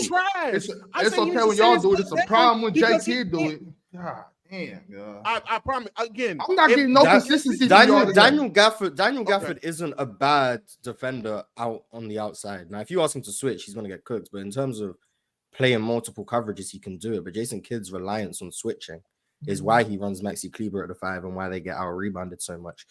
But maybe that's Jason Kidd's philosophy. But that's why Daniel Gafford isn't playing. And I think they'd be better if Daniel Gafford did. I'm just not feeling the consistency today, y'all. What's up with y'all, man? Y'all good? Yeah, you guys need to be consistent, man. Look in. W consistency. All right, y'all. I got a super chat from Ladarius. Ladarius said, Jalen, have you received your bet yet? Wemby been balling, but he's reached his 55-game mark. Hey, There's still 20 games to go. There's still 20 games to go. We might need to hold something, Jalen. I'm just saying. We might need to hold something. He's basically at 21 a game. He's basically at 21 a game. He got to get to 25. I'm going to hit up ticket. So they've played how many games? They played 61. There's 22 games left. Not getting 25. So how many would he have to average to get his points per game up to 25? 100? If he averages like 32 for the rest of the season. And we're talking about now, Mars, remember, we're talking about a San Antonio team that's not very good, which means that this is what's going to happen to Wemby. Come on, sir. Let's come get you out of that. Nah. He's going to do it. That's definitely going to happen. Like I said, we go message ticket on the side, hit him on the telegram, hey, ticket. I need to hold something. I'm just saying, brother. I don't got Cash App or Venmo. We don't got that in Canada. It's got to be PayPal. Got to be a PayPal transfer. So we you have to average more than 32 for the rest of the season. Yeah, I think we're close to 35 or something, 36. Is that happening, Damo? Do you see him on a Tuesday 32 for the rest of the season? On a Tuesday? No. Not playing 28 minutes a game. What? At the end of the season? No, not at all. Can I ask this about Wemby? I don't know how many super chats we got left. If he averages 37 a game for the rest of the season, he'll average 25. Hey, let me hold something, Jalen. Let's stop playing, y'all. OKC got a better shot at winning a championship. OKC has a better shot at winning a championship. If he averages 37 for the rest of the season, yeah, come on now. He can do it. We need to hold something. What's up, Damo? No. Bad question. Don't worry about it. All right. If James Harden can do it, Wemby can do it. All right, fellas, this is the perfect time to go ahead and get into our segment of the day. Now, you guys see the title of the show. It says, All Hail King James. Mm-hmm. But next, it says the next NBA player that will smash 40K. I need you guys to tell me who will get the 40K next. Nobody. Will it never happen? Or how long will we have to wait? I'm going to go around the room. I want to hear everybody's takes on this. Damo, you just got here, so I'm going to start with you. Well, before that, did everybody up here praise my glorious king for what he did? His achievement? Not the dude sitting next to you in the red shirt. The dude sitting next to you in the red shirt. He started a big ass argument. You're muted, Ox. We can't hear you. Yes, I did. No, you did. You started. I tried to. Y'all wouldn't let me. Yeah, you guys just went a bit too far. Y'all went. Yeah, you guys just went a bit too far. Acting like he's never folded and he's just been perfect the whole time. Yeah, come on. That's why that's all I said. No one discredited his 40,000. You guys just went a bit overboard. Acting like no failures at any point ever. Nobody said that. Undoubtedly, I said he's undoubtedly one of the best players to ever walk the earth. He's undoubtedly one of the best players to ever walk the earth. You know what I'm saying? He got 40,000. I don't know if I'll ever see it. All I'm saying is what Swiper and Jalen came up here doing was despicable, and I couldn't stand for it. Yeah, what did we do? You lied. The both of you. Two of you down there, y'all lied, and I had to. What did I specifically lie about? Can you point it out? Oh, we already went over this, Swiper. I don't want to raise Chilltown blood pressure. He didn't have any examples. He put. I don't have any examples. All y'all got to do. You guys had a 22-minute discussion about it. If you want to find it, just rewind. I asked you. I got receipts if I have something I want to say. All right, well, check your receipts then. Don't check me. I just wanted to ask. I just wanted to make sure. You can't check me. You better check your receipts. All right. I just wanted to make sure my king got glazed. I just wanted to make sure my king got glazed. But anyway, the next player I think is going to hit the 40K mark. Yes, my glorious king. You see him with the crown back there. In my opinion, is somebody that's not in the NBA right now. It's probably some 7th grader, 8th grader. Right now, that's probably going to be draft pick. Yeah. Honestly, yeah. Honestly, that's probably who I think is going to do it. I don't think no one currently in the NBA is going to break that record or enter that club no time soon. Not Luka. You have to come out of high school. They need to make they have to change the rules to let you come out of high school. Luka already said he's not playing right from the beginning, Mars. Either there is no transition period. You have to be right from the beginning. Either you have to come out of high school, they change the rules, or somebody has to come in the league and averaging 27 or something. Yeah, they have to be averaging 30 points out the gate, 30, 35 points out the gate, and do that initially for like 3 years on top of it. Like they have to come out the gate one of the best scorers we've ever seen, ever. Like unfathomable things has to happen for you to be able to do it with the current rules, and stay that and have that longevity. Yes, Damo, or somebody could try Balco. I mean, the PEDs would help. If someone was on PEDs, it would help. I don't think Bron's on PEDs. Just to be clear about that, I think Bron is a freak. I think Bron is a freak of nature. He takes care of his body. He's been known to spend millions of dollars a year on his body. You know what I'm saying? He's not. It's like Tom Brady. Instead of going out partying and getting drunk and you know what I'm saying, not taking care of your body, go home, watch film, drink water, eat fruit, sip wine. You know what I'm saying? You know, instead of Hennessy. You know what I mean? Shit, Bron one of them. He's definitely on PEs. I don't know about the Ds though. I don't know about drugs. If you're spending any player that's spending that much money on their body, I would consider that performance enhancer. Like that is enhancing your longevity and performance. And he's taking something. I just don't know if it's drugs. I don't know if it's definitely PEs. Like 2 of the greatest longevity athletes of all time in 2 sports, LeBron and Tom Brady, conveniently both are 2 of the only athletes that spend that much money on their bodies in all of their sport. There's a few, but it's just who else? Who else, Swiper? Who else are players that are renowned for spending that much money on their bodies? Renowned? Cristiano Ronaldo. Has anybody asked? Does Ronaldo also have good longevity? I'm not a crazy. Yeah, fantastic. Yeah. Okay, so that's the third. Who else? Tom Brady. We asked Steph Curry how much he spends on his body every year. I know Steph Curry. His longevity not that good. Yeah, I know that his mindset changed to taking care of his body in the midst of his career. He didn't start doing it. He didn't Floyd Mayweather. I don't know if you want to say longevity, but another guy that took care of his body. Maybe you can't say longevity because how old he is and still how great he looks. Yeah, he was in his 40s. Again, and that's another another person in another sport, one of one in that sport as well, that spends that much money on their bodies, and it shows off and it pays off. The real Sugar Ray Robinson had 200 fights in his career and won 175. So who knows what he did? They didn't have all that back then. So I think they all are doing it in terms of performance enhancer. I think there's a line, and I think they all toe it. The question is who's crossing the line. That's the $1 million question. Like OJ Mayo crossed the line. There are guys who cross the line. I don't think James is crossing the line. I do think that he's towing the line, just like everybody else. Whatever is legit, I will do that in order to stay on top, in addition to my talent. But I won't cross that line. And I think that's the difference right there. Yo, Jalen, I got to ask you next. What player will crack 40K? So to the player to crack 40K, I don't think that guy's in the league right now who's going to be able to crack 40K. I think like Mark said earlier, you'd have to come straight out of high school, right? So that rule has to be changed. They'd have to come at a young age, and then they have to come and average at minimum 25 a game, right? At minimum 25 a game, have to do that for 20 years. So the other factors, other than obviously the longevity and the ability, I think we have to look at is one, the NBA's new TV deals come in where money's going to be even higher. I think players are going to make so much generational wealth in a shorter period of time.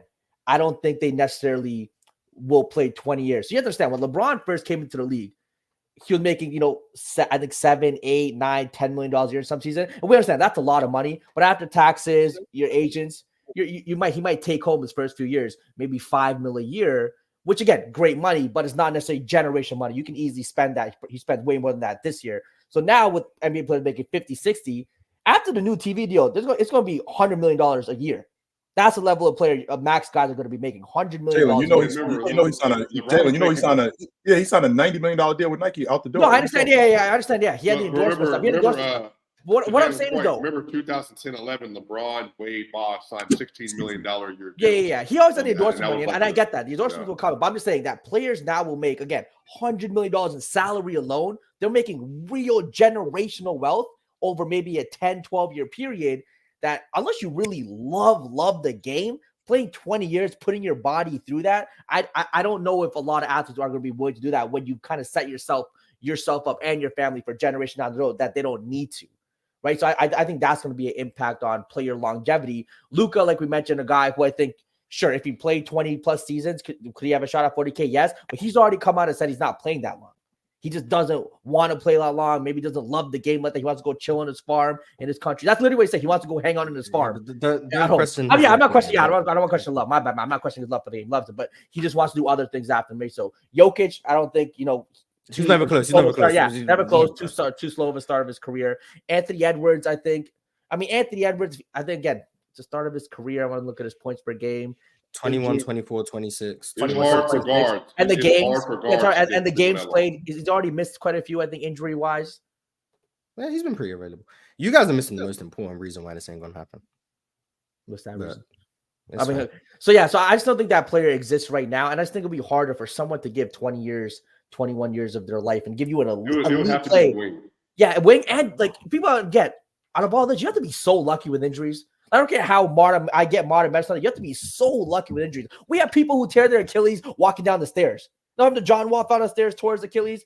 I know guys literally just jogging who can tear their ACL just off a little movement. Like the freakiest accidents happen all the time in sports when you can be doing the most nonchalant things. So the amount of luck required to do this is just incredible. So the ability matched with the longevity and the pure luck, I just don't see it happening in my lifetime.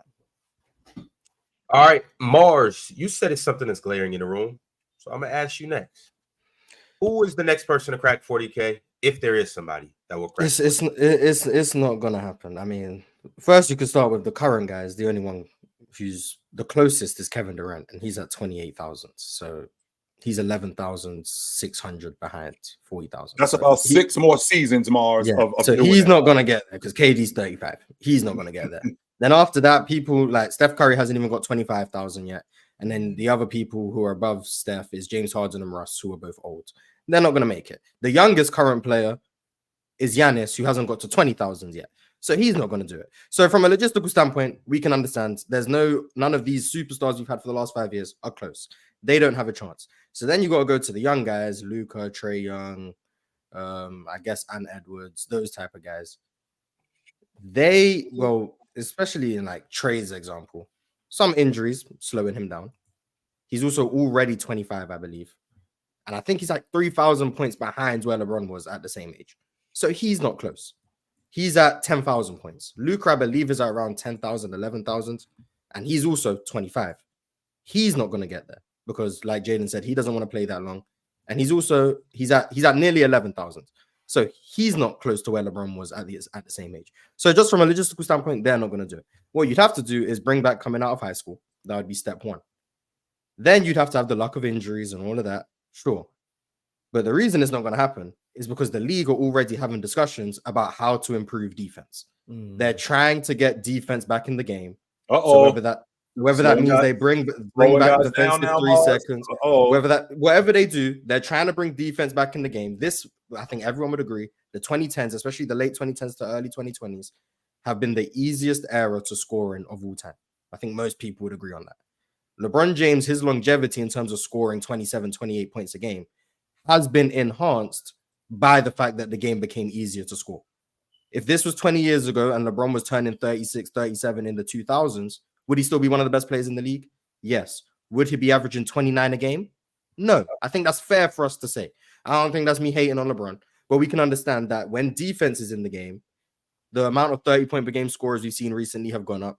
The guys averaging 34 have gone up. The guys averaging 28 have gone up. In 2012, I think 2013, when Carmelo led the league in scoring, it was 28 a game, leading the league. The game has changed. If they go back to trying to bring back defense and make scores go lower, no one's going to get that close because you're not going to be averaging 27 for 15 years because of the way the game is going. So if that's what they're trying to do, which they've made clear, they're trying to look at how to get defense back in the game, no one's going to have a chance. So LeBron came in at a great time where he came in out of high school. They changed that rule about 3 years after he came in. I think who was the last person to come out of high school? Andrew Bynum. Sure, Andrew Bynum. I'll take your word. Thank you. So they changed that rule a few years after he came in. Then the offense has become massively accelerated thanks to the analytics and the Rockets and the Warriors and all of that. And now they're trying to move it back to closer to where it used to be in terms of defense. Mm-hmm. So you're not going to have that mix of health, luck, longevity, and then just aging through a more offensively advanced era. So he basically came in at the perfect time, is what I'm saying. He came in early enough to where he could come out of high school, and he's leaving late enough to where it's still an offensive league, and they're going to change it basically right after he leaves. No one's going to have a chance. Mars, are you saying LeBron got lucky? Of course, it's luck. It's luck on top of skill. Well, hold on. It's not all because LeBron is just the best scorer ever. It's not all because of that. Now, it's also a large part because of how good LeBron is. It's fantastic to average as much as he did for as long as he did. But there's luck involved in terms of health. There's luck involved in terms of rules. Like, if LeBron James didn't have a three-point line, he wouldn't be at 40,000 right now. That doesn't mean he wouldn't get there. I'm not saying he would, because I think people have done the maths that he would have passed Kareem even without threes. I understand that. But we can understand that the rules changing, it will benefit some people and disadvantage others. LeBron came in at the perfect time to make this possible, and he had to do all the work to make it possible. But if there was an era where it was possible for someone to average this much, it's when medical advancements are as good as they are now, and the league evolving into an offensive league as you age. That's the perfect time. Yeah, that's all I'm saying. But he still gets the most credit for doing it. Like, there's a reason he's the only one who's done it from that generation. So he still gets the credit, but no one else is going to do it for all those reasons. For me, it's the consistency of playing long seasons. Like Bron didn't really have a big like injury or something that made him sit out for a while until he got to the Lakers. I'm sure it was a couple like knickknacks in between there, but remember when it was his hamstring with the Lakers? When he had his groin injury. Yeah, groin. So before that groin injury, LeBron never missed an extended amount of time for year after year after year after year after year. That's the thing that's going to be the craziest. Like, for instance, let's say I was to say Wemby's going to be the next person that has the best chance of doing it. Well, Wemby is 7'8". He's lanky. He has a lot more chances to get injured. Let's say it was Luka. Luka's been injury prone throughout this whole time. So it's not necessarily a matter of skill. It's not necessarily a matter of being able to put the ball in. Did we lose him? Yeah, I mean, we lost him. He was cooking. Real quick, I just wanted to say, because I wasn't here earlier, but I seen it. Body pulled up. Straight season. Okay, go Facts. Oh, no, I just thought because we were waiting for Ron to come back. Yeah, Swiper, you're wrong. That 2019 Lakers team was not that good. They were decent. They weren't that good. I understand they were a 4th seed. They just weren't that good.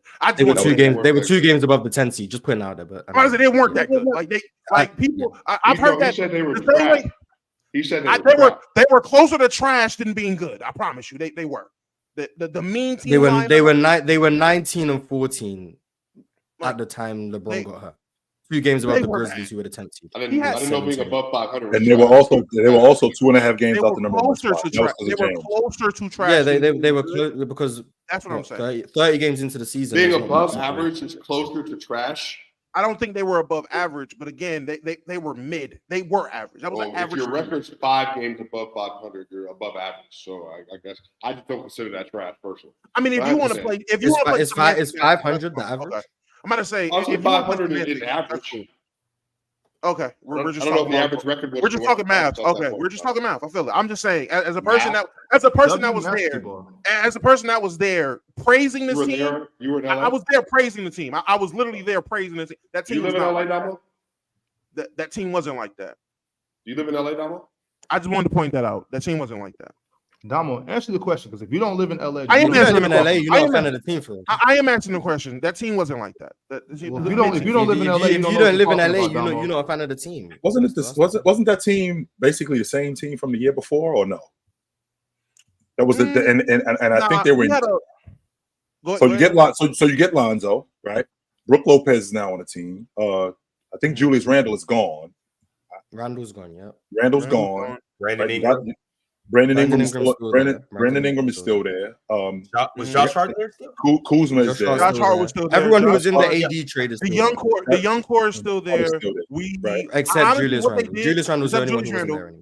They essentially, I want to say, took away most of the vets and replaced them. So that's when we ended up getting Lance, JaVale, I think KCP on house arrest. Like that's when we got a lot of those guys. That's the team that had Michael Beasley on it. This was like when you got all the mean team. That was the mean team. Yeah, the Lance Stevenson, JaVale, Michael Beasley. Yeah. And that team was that team finished in 10th place the year before. Can we say they got Anthony Davis? In hindsight, that was really a squad. Maybe not at the time, but if they would have stayed together, Damo, if they would have stayed together through them years. No. What do you mean no? No. Only thing is Lonzo. If Lonzo stays healthy, that's a squad. Lonzo, I'll give you that. Lonzo, I was praising Lonzo the entire time. Lonzo's fine. Yeah. Brandon Ingram would not look anything like he does now. He wouldn't have developed right because the ball would not have been in his hands. I feel like, do we not get Rondo the next year? Or do we get him that year and he stayed? I think we got Rondo next year. I think we still would end up getting Rondo. Brandon Ingram would not have been able to be the player he was. No, he would have been all right. He would have eventually became. He wouldn't be Brandon Ingram today. No, he would not. He would have been the second best scorer on that team, though. Eventually, he would have been a 20 point per game scorer next to Bron. I actually saw Brandon Ingram play. Who really knows though, Damo? Like who really knows? We have no idea what really would have happened, Damo. But no, I know you were there, but I'm saying we have no idea what really would have happened with Brandon Ingram. I'm saying, like we can't really say if Brandon Ingram. Unhappy Brandon. Okay, but that's cool. That's cool because he was frustrated. Yes, that's fine. That's fine, Damo. What I'm saying is that we have no idea what Brandon Ingram would have actually become. But what we do know is that Anthony Davis came. That's me taking a picture. And what happened with Anthony Davis? That's me taking a picture. That was 2019 Lakers, right? That was me taking a picture. I was in row 5 when they came down here to play the Lakers. And the first thing I thought about Brandon Ingram was that I think he's a little soft. Watching him play, I was like, I don't like his demeanor. I think he's soft. I'm watching his team. I like what I saw from Lonzo. I did like what I saw from Lonzo. But the rest of this crew, I didn't love it. No, I did not. I did not love the rest of this crew. Did you love the crew when Anthony Davis came, Chitchat? Look. Hey, you got Lonzo. That's all I'm saying.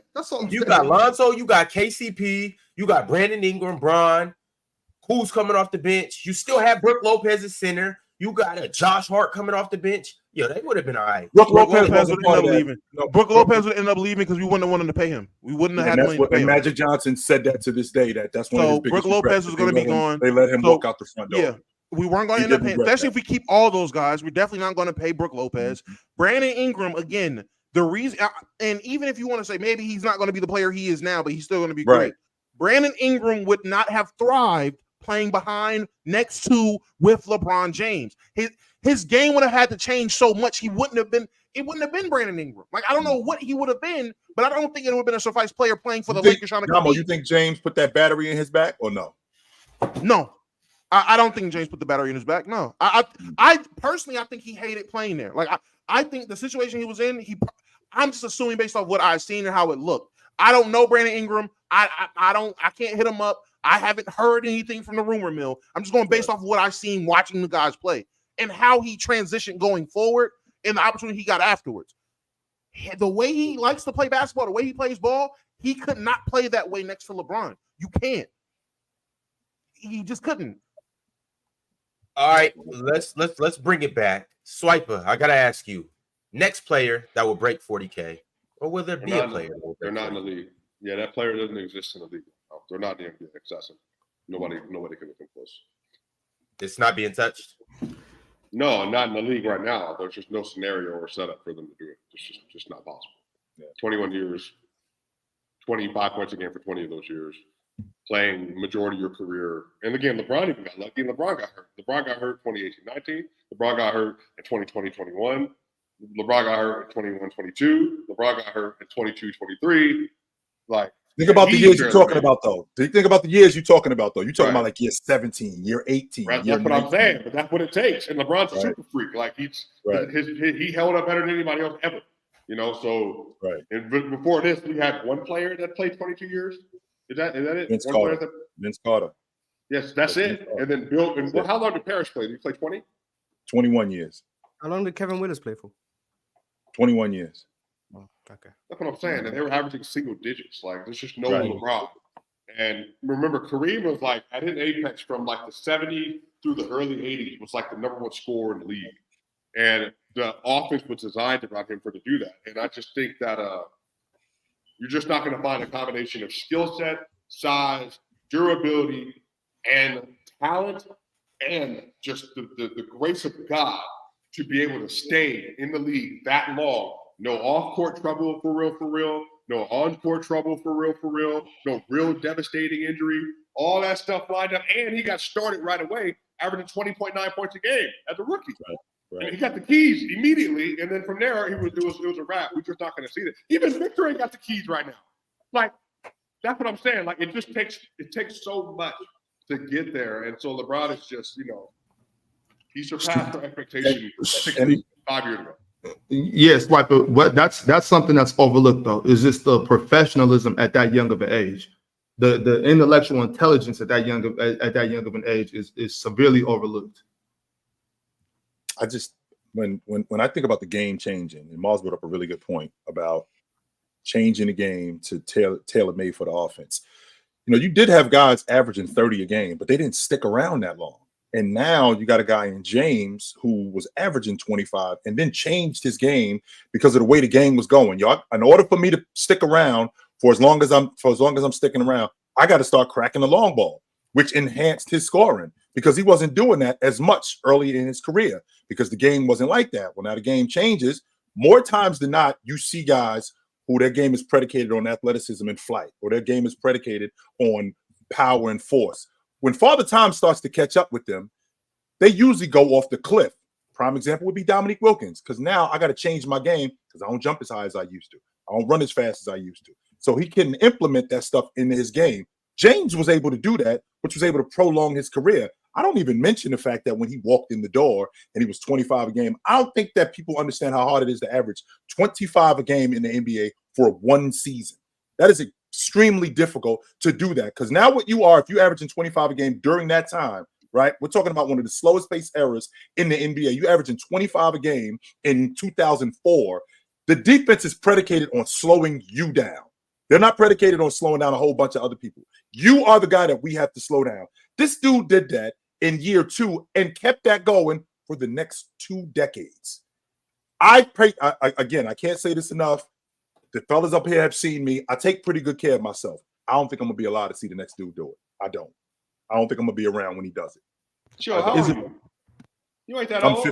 I'm 51. Exactly. You ain't that old. And I don't think I'm going to be allowed to see the next dude do it. I don't think it's going to happen in my lifetime. But you saw 2. I think the thing is, but even you saw 3 players that could have did it. Kareem, who did it. Jordan, who could have did it if he didn't take that. If he didn't quit, if he didn't quit, the little hype. He got suspended. Jordan legitimately could have did it, and then if he would have kept playing after that, if they wouldn't have, if he didn't have that drop, if his dad didn't get murdered, that's a whole different deal. But then after that '98 championship, if they didn't break that team up, who knows? Maybe he keep going, and then Jordan. So there will be another player that has the potential of doing it, but I just don't think they're in the league right now. I just personally think. But I think Swipe at when he quits, I think this record is going to be so far beyond what it could possibly. I think it's going to be 44,000. Yeah, I think it's going to be ridiculous to even think that a guy, in order for you to get to 44,000 points, you got to average 30 a game for the next 20 years. Like I just can't see that happening. In my Bron going for 50, Chilton. Bron's trying to get 50. He's trying to get another 10,000 points. They might put him out the league before they do that. Like, no, my man, that's enough for you. You gotta go. Is it fair to say that the next guy that's going to do this also won't be an American-born player? At this rate. At this rate. With how the league is looking, with the trend that's going on with how guys are coming into the league and the trend of how the league is looking now, is it fair to say the next That's why Gilbert Arenas is right, man. That's why Gilbert Arenas is right. Do you remember when we saw Victor Wembanyama versus Rudy Gobert when Victor was like, a kid, he was like 16? Yes. Right. There's going to be another one of those that's coming out like probably in 5 years from now. That's out of nowhere.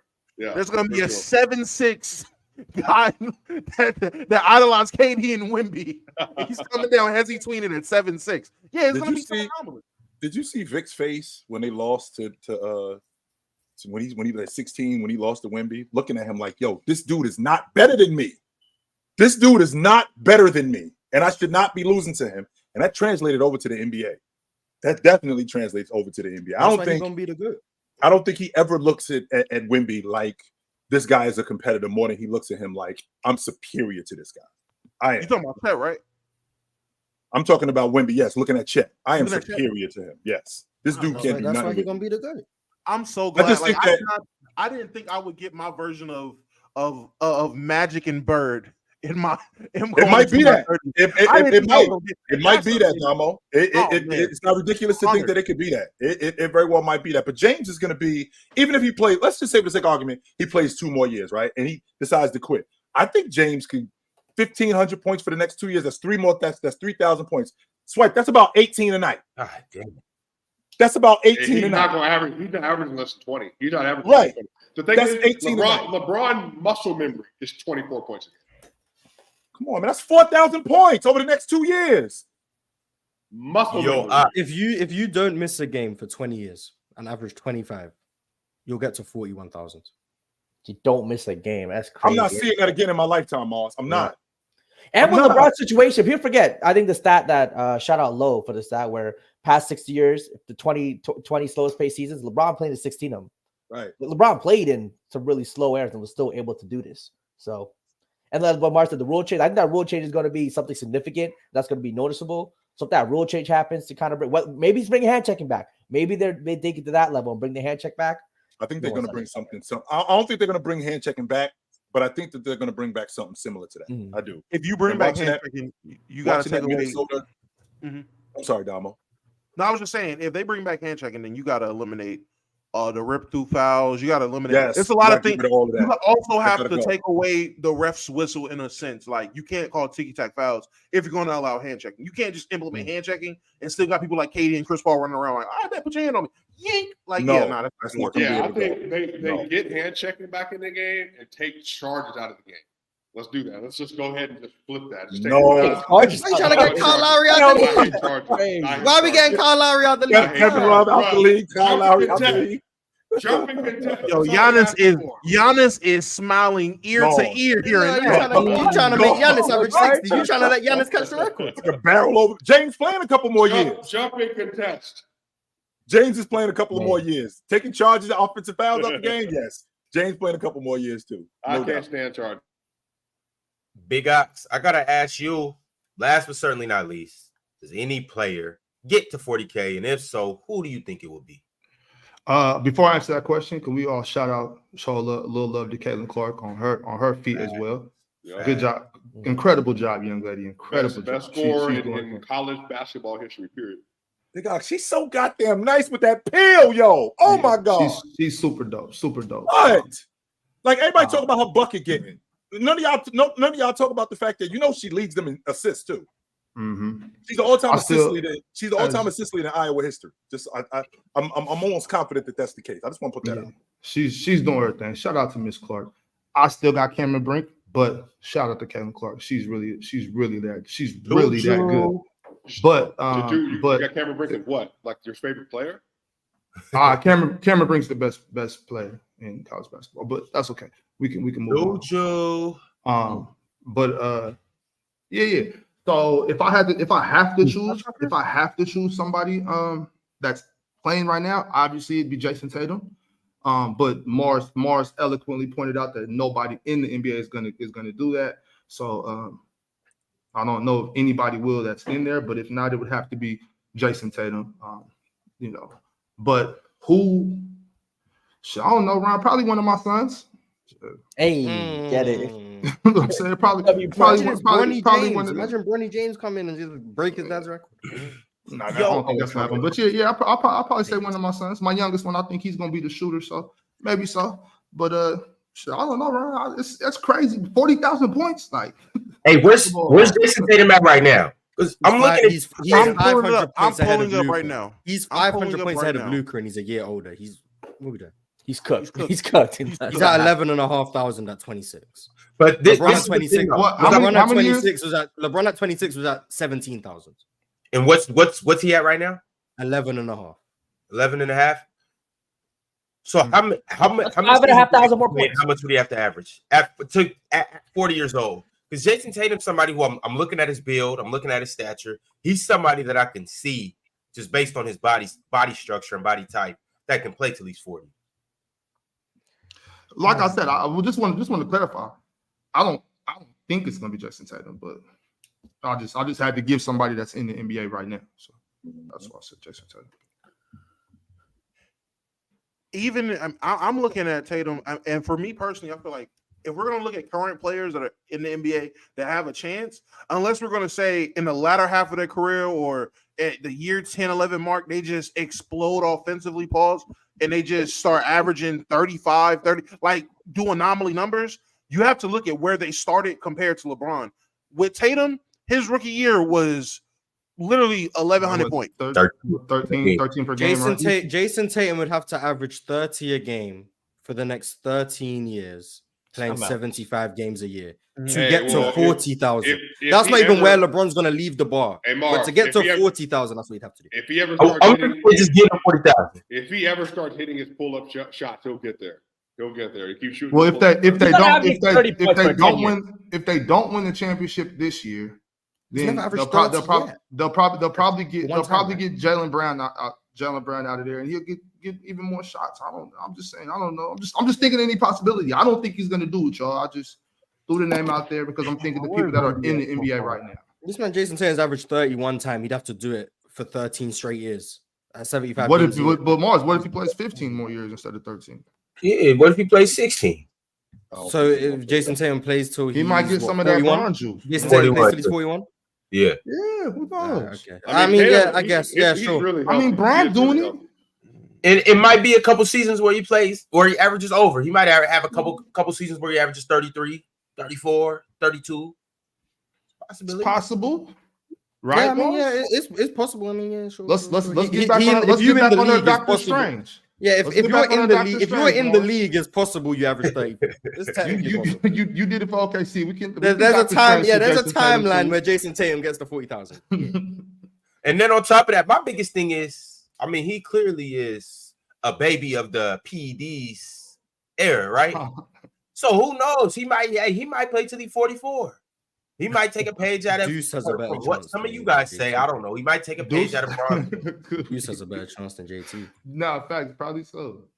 So far, the only player I can find that is, not even him. He's not even. That's the closest one so far, and he's not even.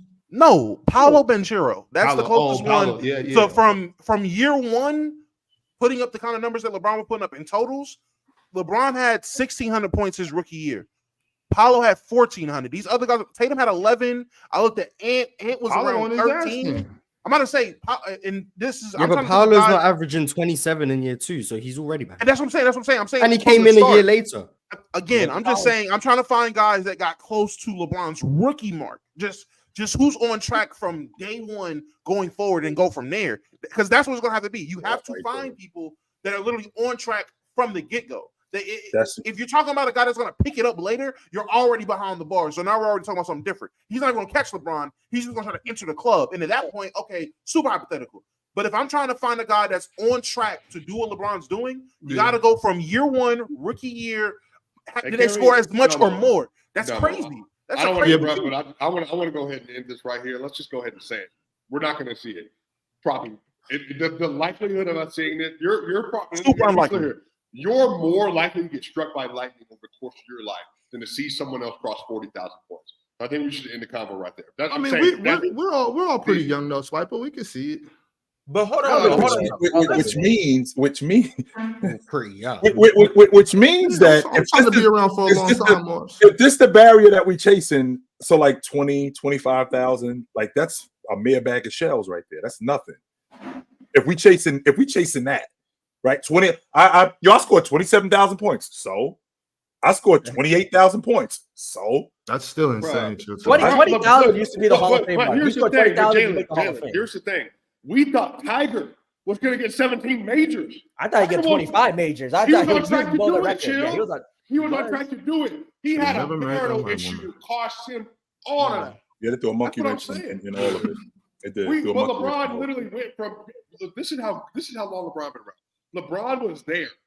Tiger won his first Master in I think 1997. 97. And then he won the British Open shortly after that and started stacking. LeBron was there during Tiger's early apex in 2003.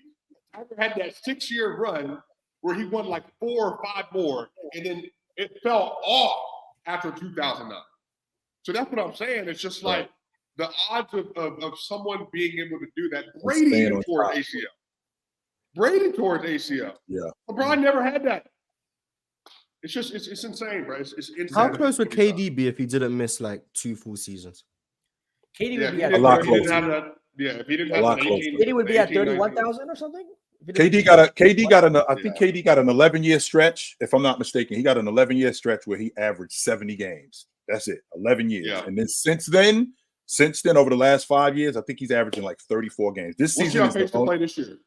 He's on pace to play 70 games. He's on pace to play a lot this year. Yeah, he's on pace to play. He's on pace to play 70 games. If he did this for 5 more years, though, then I think he could start. Does he catch like Kobe and Jordan? KD? He's like 5,000 behind MJ. He's 3,000. I think Jay is at 31,000 and Kobe's at MJ's at 32,292. KD's at 28,390. He might pass Kobe. So he's 3.9K away from MJ. Almost 4,000 away from Jay. Do y'all think if Kobe was born at the same time, it was like because Kobe obviously came out 6 years prior or whatever. Do you think if he came out at the same time as LeBron, like when he was 17 and got drafted, you think Kobe would have been able to reach 40K? If he doesn't tear his Achilles, I think he can get there. Absolutely. If he got to 33,000 and he was washed for 3 years. I'm gonna say if he doesn't tear his Achilles, and if he goes to a team that actually uses him his rookie year, definitely. Like that's what I was thinking. That beginning of his stage career where he's coming off the bench, fighting for minutes, whatever it is, trying to prove himself. If he doesn't have that, if he's able to just get in the game straight from the get-go, and then later in his career doesn't tear his Achilles, he definitely has a shot. That's the thing. All these things have to go right. All these things. But I think Kobe happy with his 5 rings instead of 40,000 points. But I think some of this is, I think the thing that speaks to me more about this 40K LeBron, I think his longevity, I think it's incredible when we might not ever see it again. But this, for me, it's about Jordan, too. Like, I think about Jordan. Jordan walked in the league in 1984 and averaged 27 points a game. 28 points a game. And then from that point until he ended that Bulls era, like, he was the best scorer in the league, basically. Like, and I think, again, if he didn't have that little 2-year gap, and then he was able to just, man, I'm telling you, bro, Jordan was freaky. Like, Jordan had an 8. If Jordan played from his rookie year all the way to 03 without retiring, without quitting twice, he'd Damo, you good, Damo? But he didn't. Nah, he would have got there. But yeah, I felt my Glorious King asked me the question I was thinking. How the hell we think about Jordan, think about me? That's insane. I don't have a complex about that. I think they're both the 2 best ever. So again, somebody in the chat said 32,013 seasons, y'all. 32 and 13 seasons. 15 played 15 years. See that line. That's what I'm saying. But even the Wizards era, right? Like, average 20 points a game twice. For 2 seasons. Is that what it was? 40 years old, he averaged 20 a game, 22 a game. But I'm saying, if he doesn't, and again, I think the first one's legitimate, personally. His dad died, all that stuff. I have no fault with that. But I think that last one, if they don't break that team up, bro, like the conversations are spooky. about MJ. I mean, but it doesn't mean he's LeBron in terms of longevity. But I've never seen a peak for peak like that. I've never seen a peak like that. Swipe it. MJ had to leave just to let other guys get in the conversation. MJ had to leave because the league. I'm just saying, MJ after 13 years had the second most points ever after 13 years. So what I'm saying was, like, if MJ gets those seasons that he missed, and then the other seasons. Wait, Mark, say that again. It's over. I'm Jalen to be pissed right now. I'm pretty sure MJ after 13. No, you would be pissed. No, Jalen, you'll be. I might be wrong about that. Let me just fact check. During the 80s, hold on, the 80s were a much faster pace than you. I don't care what pace it is, Jalen. If MJ ain't decided to go kick it at the crib for a couple seasons, you'll be frustrated. And the thing was, he was taking care of his body. MJ after 13 years was third all time in the NBA, all time leading scorers, third, averaging 31 points a game. Yeah, because Kareem already broke the record. Kareem already had the record, and then Wilt was the only other person at that time who was over 30K. MJ was at 29,277, which that was in 1988. That was in 1988. Yeah. But technically, if you include Moses Malone and Dr. J, their ABA numbers, MJ was fifth all time. And Dr. J's another one. If you included ABA stuff, he got 5 MVPs and his scoring is out the wazoo. Yeah, Dr. J he's at 30,000. Dr. J was so cold. Dr. J was crazy. Crazy. He's one of the most untalked about all-time great players you'll ever see. Just go from his ABA to an NBA career. He was insanity. Did everything. I would like for us all to address the fact that Kareem was robbed of 4 years playing in the NBA. If he would have been playing in this era, we would have to add 4 seasons of him averaging 25 plus, because when he did step in the NBA, his first year, he was a top 3 player, if not the best player in it. He wasn't robbed. I mean, that's what you did back then. You went to college. He wasn't robbed. That's what I'm saying. It's about the advantage of rules. The rules were different. So like if we talking about guys being robbed, we got robbed 4 years of Magic. We got jerked straight 4 years. Well, that was his decision. That was him. That assist record. Hey, wrap it before you tap it, man. Kareem was different. Kareem couldn't be in the league yet, so that's. It don't feel the same, Max. It don't feel the same. Magic could have avoided story. Chill. Focus, Damo. Come on, Go ahead, Swipe. What you said? I'm sorry. My favorite Kareem story is that freshman year this, man. they took on the varsity team at UCLA and beat them. They dubbed them. And beat them. It's the same varsity team that won the national championship the last 2 years. Right. And Jabal couldn't play that year because he was a freshman. And that was the rule. So, that freshmen couldn't play. And they still beat him because they couldn't stop him. They couldn't do anything to stop him. So what they said was, we're going to outlaw dunking because, this is unfair. So Jabal. Wait, do y'all think we ever get another Wilt at a center position? Do we ever see a Wilt-like center again? I mean, in terms of Wemby, Wemby is that equivalent of a dominant. No, that's not the same thing. In terms of what? No. I think what do you mean? In terms of averaging 50? On the court or off the court, Swiper? I mean, there's plenty of Wilts now in the league. You just don't know about. I was going to say off the court, they're probably putting. Wait, Jalen, see you guys, man. I gotta watch. You guys is wild. I'm talking about being able to bench and run up. No. What do you mean by number 500? That's what I'm saying. Are you talking about from a physical standpoint, physical attributes? Are you talking about from the ability on the court? Like a center, like a pure center almost, that like is just like to be able to transcend like basketball. I guess you could say Wemby. I'm good with that too. But let me tell you, transcending basketball like that. Well, let me go ahead and give you my answer. Until I see a guy dunk a ball so hard it breaks somebody's foot, I'm gonna say no. Until I see a guy do a broad jump from free throw line and dunk it, I'm gonna say you ain't even seen Wilt do that. You ain't even seen Wilt do it. But I heard about it.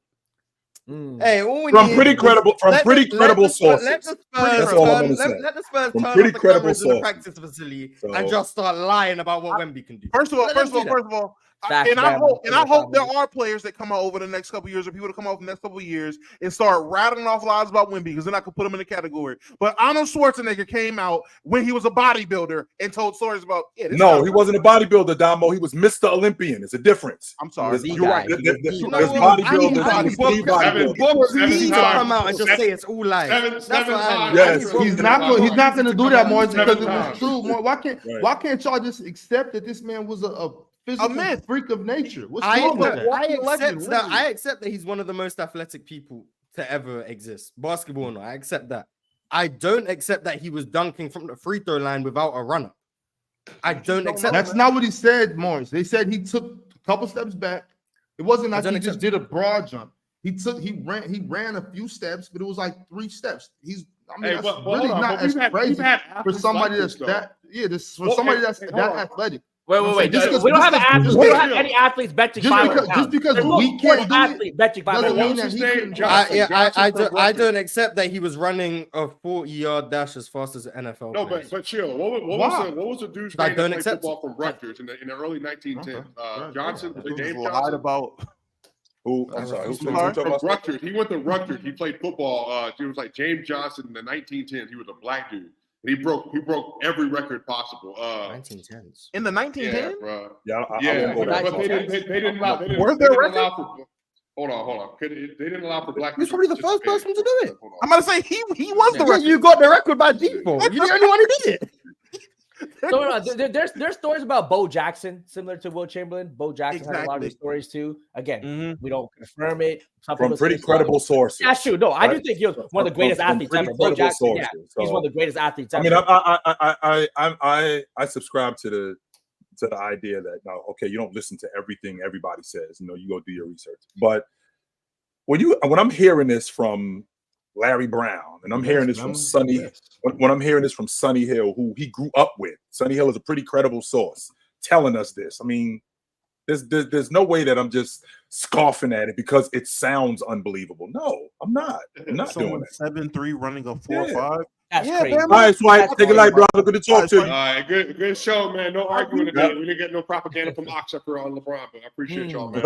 I'll see y'all fellas Thursday. All right, he got long legs. If he got long legs and has God-given athleticism, I mean, I'm pretty sure he was the one of one. There's once in a generation, once in a universe type of person. I think LeBron James falls in that category. Bama, you've watched this man for his whole career be essentially a one of one type of person in terms of his athletic feats. You're not going to see that again. So I do think it's possible. Damo, you just said it. Just your guy, Damo, if I'm not mistaken, because the guy you just brought up in him being 7'3". I don't know if y'all know this, but I think it's Mo Bamba who ran faster than Westbrook in the 40. Just so y'all know. And Westbrook is like a super duper athlete. Mo. So, that's great. That's the thing. People think people believe that if you're tall, you're not supposed to be agile. You're not supposed you can't to be run that fast. I've with my own eyes seen some incredible things that I wouldn't believe if I didn't see. So for me to think that somebody that big can beat that fast is not. It's not crazy to me. Like, it's really not far. A lot of the stuff is really not that far fetched to me. Especially the 40-yard dash and a bench press. Like that's not crazy at all. He bench 500 pounds. I could guarantee he did bench 500 pounds. Your chest would look crazy if you benching 500 pounds. Jalen, maybe look. That's what I'm saying. Stop. You can't. We have to stop. We have to stop relating ourselves and yourself to this man. You are not him, and he is not us. We cannot relate. I hear you, but ain't no 500 pounds. Wilt was huge. Wilt was huge. So Jalen keeps forgetting. Jalen, why do you think he was just like some skinny, scrawny dude? Bro, his chest was not built like that. His chest would be booming. How you know? You ain't never seen his chest before. You can even in the video, you can see now his chest will be popping out different. Yeah, but Jalen, these guys in the NBA today. You can look at them on camera and you don't know this how big they are. Yo, you know how big Chris Paul is? No, Dwayne Wade. These dudes are big. I get that. Bro. They are big. Just a shade. Just the muscle. What? The muscle density in his chest would be massive at 500 pounds. People don't realize Why, Jalen? Why, Jalen? Hold on, You know hold on. how many times your muscle fibers would have to rip and tear for you to get to a 500-pound bench press?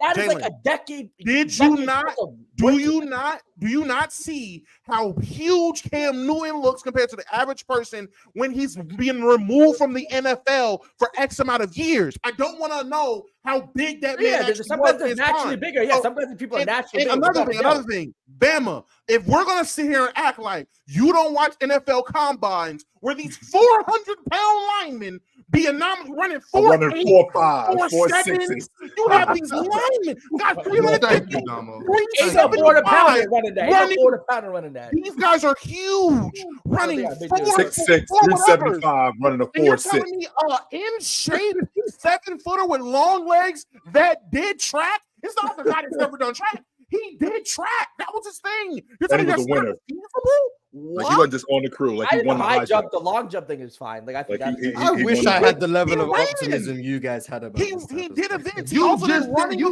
Mars. Come on, Mars. You were the one who just telling us to be optimistic a minute ago. Yeah, I said about this stuff. I said I wish I had the level of optimism you guys have about this. And Jalen is talking about Chamberlain not being able to bench 500 pounds. You know that when he did that with Schwarzenegger, he had been removed from the NBA for 10 years. So that's even more grown man strength. This a dude that's in his 30s, that's in his late 30s, close to 40. He'd be 40 being able to do that. 40. Right. So this is grown-up strength right here. So there's no reason for me to think that Chamberlain couldn't sit up underneath a bench at 275 pounds. And how much is this? I'm sorry, Wilt. That's 510 pounds. Can you put it down before you break it, please? Yeah, that's Wilt. I'm good. Fellas, down here in Mexico, we have come across a Wilt-like figure. Okay, I'm gonna show you guys something on the screen. Yo, that's crazy, man. You know I ain't supposed to be out here playing around like that. I'm on a bum knee right now. That's crazy. Hey, the people down here in Mexico, for some reason, think that Big Ox Bob is Wilt. Because he's done first of all, nobody there 6'9". They don't see 6'9" often. Makes sense. I mean, my thing is, I'm not supposed to be out here playing around like that. I got scheduled. I'm getting surgery next month. I ain't supposed to be jumping around. We don't want to hear your excuses. Okay, we don't want to hear your excuses. What happened? Look, we lost. Hey, people, we were at the gym yesterday, training the kids and all and whatnot, and Ox decided to ruin a good time for the kids. Play the whole thing too, Ron. Play the whole thing too. Here's what ended up happening. Oh my God. Ox, what you doing, yo? You really ripped out the gym? Okay, Ox. You really broke Hey, yo, Damo. That's not the first rim I tore down. That's number 3. I'm not even worried about the rim. Is that a ball down there? Yeah, that's a ball. I don't know. Maybe it was just the way I was looking at the picture. He Double. He dunked the ball so hard. It flattened. That's crazy. Is that the ball? Yeah, but ball looks a little flat. Ball looks a little flat. The ball looks deflated. So you can't even use that gym anymore. Wherever you're trading, you can't use that anymore. Or is there a quick fix? Did they fix it? They'll have it fixed for tomorrow. Ain't no thing. Wow, okay. Big guys. We got insurance for stuff like that. I was about to say because you can't keep tearing up our Big Ox. We need to hold do some layups. Stop. Please. Yeah. Who are you trying to impress? Yeah, you're trading a bunch of kids out there. They ain't really dunking. Yeah, you got to teach them the fundamentals of the game. I heard you smoking layups, not dunks. Practice your layups. The kids love that type of thing. See, you got to be able to touch the rim to understand that. Oh, we can touch the rim. Lower that rim to 8 feet, and I can get. I admire it now. We can touch the rim. Hey, Morris. Crazy thing is that wasn't even a dunk. That's just my broke free throws. I can believe. See, I can believe. I mean, Morris, would you like to see what actually happened? Because I have video footage of the video. Do we have actual video footage of this? But no. Let's see the video. Oh, here we go. Okay. I see the cones. I see the cones. I already know the cones. Yeah, you know he's a cone merchant. You know he's a cone merchant. Y'all want to really see what happened? Yes. Video. Roll the tape. Roll it. All right, let's go. Let's get it going. Let's get it going. This is crazy, bro. Don't show me this. This is here's what happened, bro. Y'all. Hey, Ron, don't embarrass me on national television, man. Roll the tape. Ooh, Okay, he missed. I thought Ron broke it on the mid. Ron, get it up there. Ron, Nah, we both. This is embarrassing, Ron. Why you doing me like Oh, this? he misses the dunk and it breaks. No way. He's Well, gonna. I'm on the bum knee, Damo. I'm not supposed to be doing this right now, but Ron made me do it. Okay. And look, I'm not even lights trying. dog It's just, Man, get down, Jimmy. Get out of here. You broke the damn thing. Not only did he miss it, he broke it. Get That out. was a bad miss too. That ball left your hand way too low. Oh my god. that was Damo. I missed it by like half an inch. It wasn't Hey, that look bad. at the kid. Look at the kid. Look at the kid. They're laughing too. Look at the kid. Get out. Ron, let me see the replay. I want to see what Yeah, not because Damo, but because before that, they've all seen me really punch, really dunk. So they, they expected me to come through like I usually do, but I wasn't really feeling it. Ron made me See how we do it. missed this. See, the ball didn't even hit the rim. All right, now first of all, now let me just say, I could do that. Toss Let the me- ball on the backboard and grab the rim. You can. I'm gonna say- Dylan, my thing is, Not look, like you that. see where I'm coming. I know I'm not supposed to be doing this right now. Yeah. You know what I'm saying? I'm really getting surgery in a couple It's weeks. the way you you know? just hold the rim off. Yeah. The effortlessness, like one of them kids could have took that rim down the way. I ain't gonna lie to you. That just came down. Like I don't. That's what I'm saying, Damo. It wasn't even like that. Like, Hey, you Big know what Ox. I'm saying? Hey, Big Ox. For the record, this is your man, by the way. This is your man. Nah, Right here. I know. But This what I'm is your saying man. Put me on is blast. I didn't actually pull down some rims before. That doesn't count though, because it wasn't. That's crazy. What's that backboard made out of? Threw the ball off That's the a backboard and cardboard touched the backboard. That's rim. like styrofoam. That's a styrofoam Right. backboard. Yeah, that's Hey, nah, Damo, that's what I'm saying. Damo, as soon as I touched the rim, it just. I'm like, yo, what's going on here? You know, Gotta get some better quality. You gotta get some better quality Yeah. rims and backboards out there. that was crazy, man. You ain't have to embarrass me like that. Man. Damn, I yo. need the people to know, like, they might You know have to what? make a rule change into Hey, business Ox, down there in Mexico. Like I said, I was thinking you could beat Ron 1-on-1. I might have to change my mind, man. I might have to be. See, that shows how much little you know about ball, Jelly. I'm really like that. wait for my man Ox to Nah, get his knee cleaned up. so he Ox ain't get his knee cleaned because up. even before he ain't show the one inside where I went and dunked and moved the whole stanchion. Oh, Back see and that touched one. my back. He Where's ain't that show one, that, Ron? though, you know Where's what I'm that saying? one, Ron? They ain't got a footage of that one. They ain't got a footage. Oh, of that one. okay. I got the Talk about it. footage. I got the footage right here on my phone. Okay. Send it to him, Ron. Send it to him, Ox, and play it, Let's see that Ron. one. Don't Let's just see play that one one. side of it. Don't have the man just Yeah, flip it you over know what I'm boxes. saying? When you finish. I want Still, to see why you want Don't to do do me that. like this? Nah, don't do All right, that. all right, I Let's see the got other you. stuff, I'll too. play some good football. Yeah, please. Don't do your Send it man to like me. that, yo. Not do your man like that. For So. sure. Send it to me. I'll play it tomorrow. DSG Piccolo for real, send it though. Send it. DSG Piccolo said, now as a member of the Halle band, I like that name. He said, I think it's time we have to have a convo about Halle, Ron. What's going on with him? Wemby the truth though. Is there something going on with Halle? What is going on with him? He's not been as good as he was. Because I've been watching him recently. Haven't been moved. Mm-hmm. So what's going on? He's not been as good as he was. I mean, It looks like the injury is still bothering him. He's not jumping off the screen right now. No, he's not. The scoring is really down. He might be jumping off the screen for the wrong reasons, but it's not been great. It's not been great. So what is going on? He's had a bad last couple games, but I'll pick it up. It happens. No big deal. It's more than the last couple games. It's been 15, 20 games now. Since he got back in the lineup. Since he got back in the lineup, he hasn't been stellar. He's been he's still been good, but he's not been like 25, 12, one turnover. He hasn't been that guy. He's still been good though. He has. Those gaudy assist numbers, I think some of those gaudy assist numbers he was having early on, I do think that the team overall isn't shooting as well. Because I think a lot of you still see kind of the quote unquote potential assist is still there. So there's some missed shots from the team.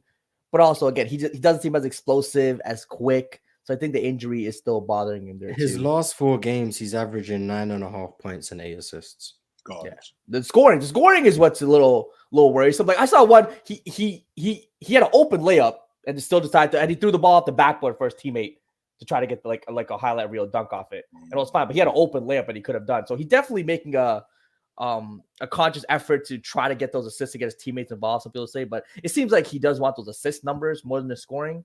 So the scoring is definitely worrisome, but I also just think the team, Siakam coming into that team and trying to figure out, how to really assimilate Siakam there fully. I think that's probably been a situation too. The let him go left thing is starting. It looks like it's working. Herb Jones had him in purgatory. That's what I'm. Hey, he shut the door on him, didn't he, Mars? Yeah, shut the door on him. Herb Jones making all defense this year for sure. When you got film on somebody and you know their tendencies, it does get different. You know who is not shutting the door on him? Damian Lillard. No, Put that out there. I just want to put that out there. He is not doing that. I'm sorry, Ron. As you were saying, for what it's worth, I'm not worried about Hallie not one bit. Oh, okay. Mm-hmm. All right, we got the video from Fox. Okay. It's not that impressive. It's just a regular dunk, but just to show that I actually can dunk. Yeah, you're right. Don't just have my man Ox like, I ain't tripping over. I need to get the footage of me dunking too. I can't actually dunk a little bit. It's not a big deal. I'm 6'8". You know what I'm saying? I should be able to dunk.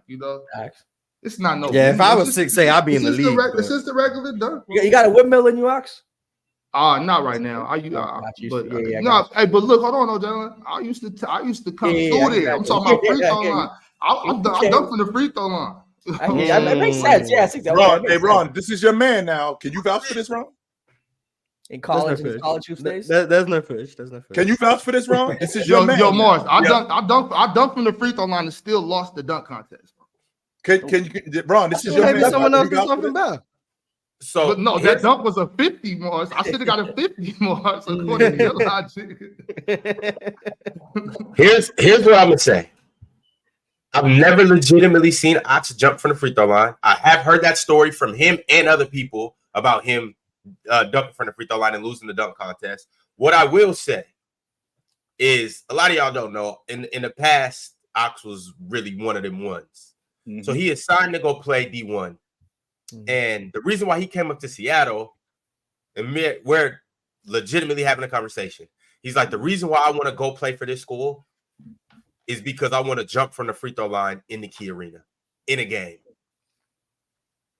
In a game, I want to jump from the free throw line in the Key Arena. The coaches took me on a recruiting trip. I seen the Key Arena. I said, I'm jumping from a free throw line in here in a game. And he decided to sign right there on the spot. Did he ever do it? Ox. He folded. He didn't get an opportunity. Oh. Yeah, and Ron, and you as his man, Ron. Okay, this is your man right here. What's who up? Dunks from the free throw line. Wouldn't it be you as your man to go, yo, I need to see that, bro? I've seen him jump from close enough. Okay, all right. I've seen him jump from close enough. Okay, so I'm good. I'm good on that. Because you can't just say, yo, to my man, yo, I dunked from the free throw line. And that's just the end of it. No.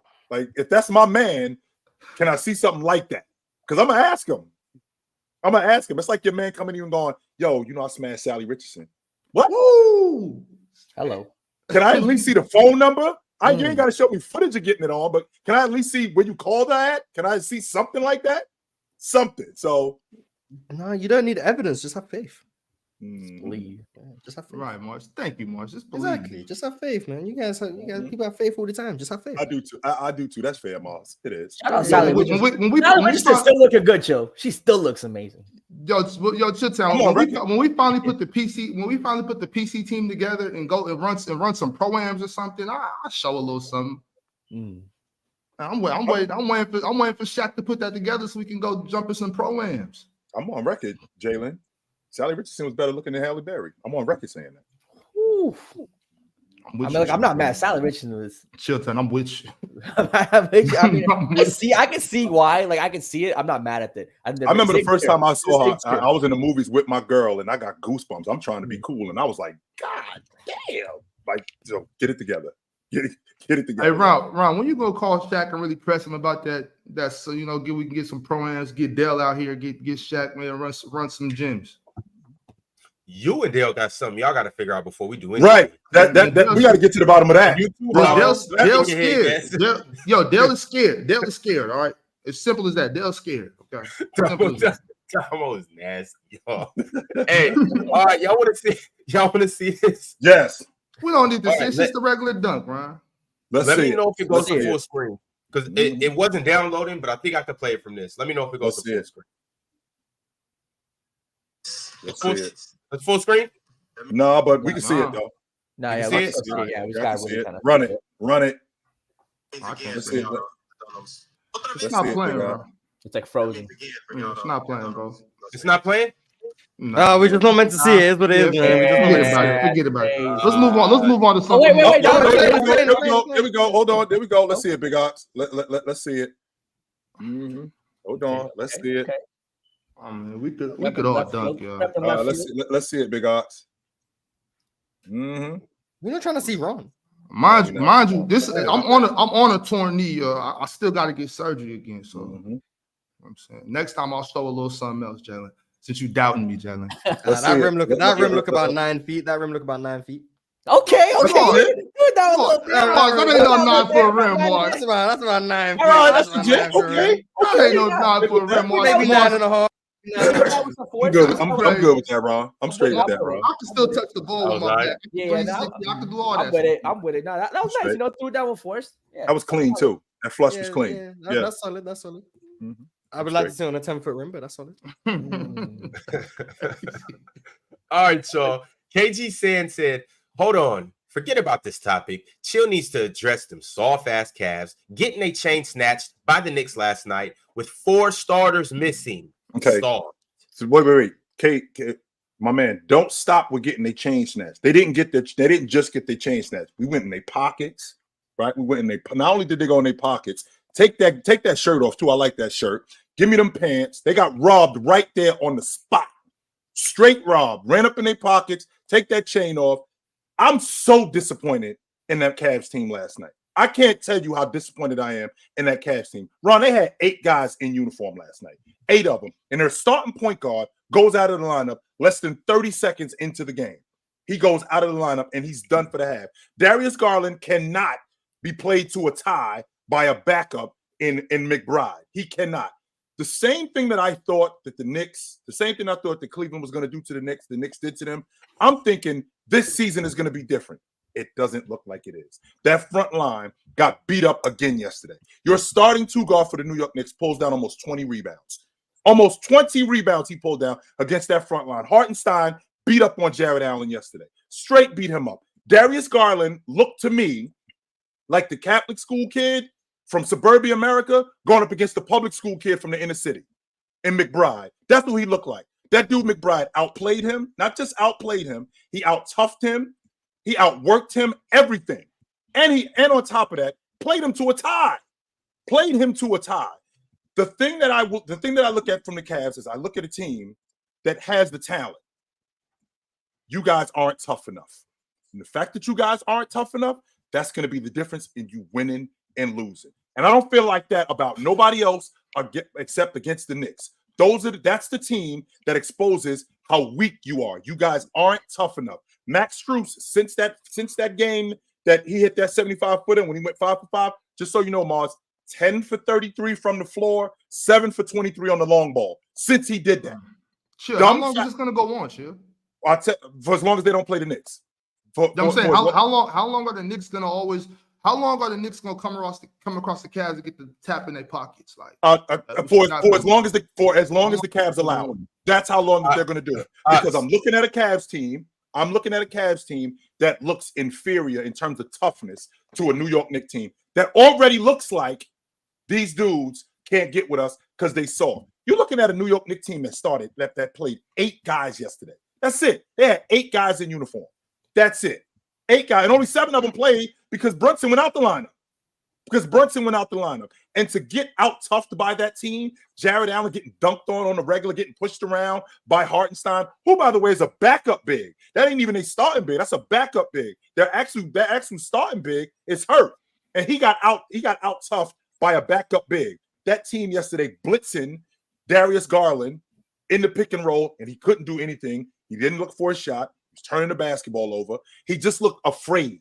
Like I said, he looked like the private school kid from suburban America going up against the public school kid from the inner city in McBride, and he got out-toughed.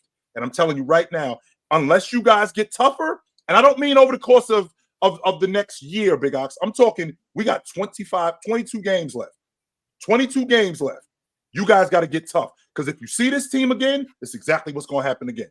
Somebody on the Cavs, somebody mama need to come and tell him, yo, you need to get back out there and go fight him because this is crazy. That's exactly what it is, Big Ox. This is Don't crazy. come in here. Go back outside. No, get You your can't ass come back in here out until you there. go back outside and put your hands up and throw them dukes. It's really ugly, chill. Like it's like they scared of him when they see that orange and blue. It's like they really get their knees start shaking. You know, when your heart drops, you get butterflies like a roller coaster or something.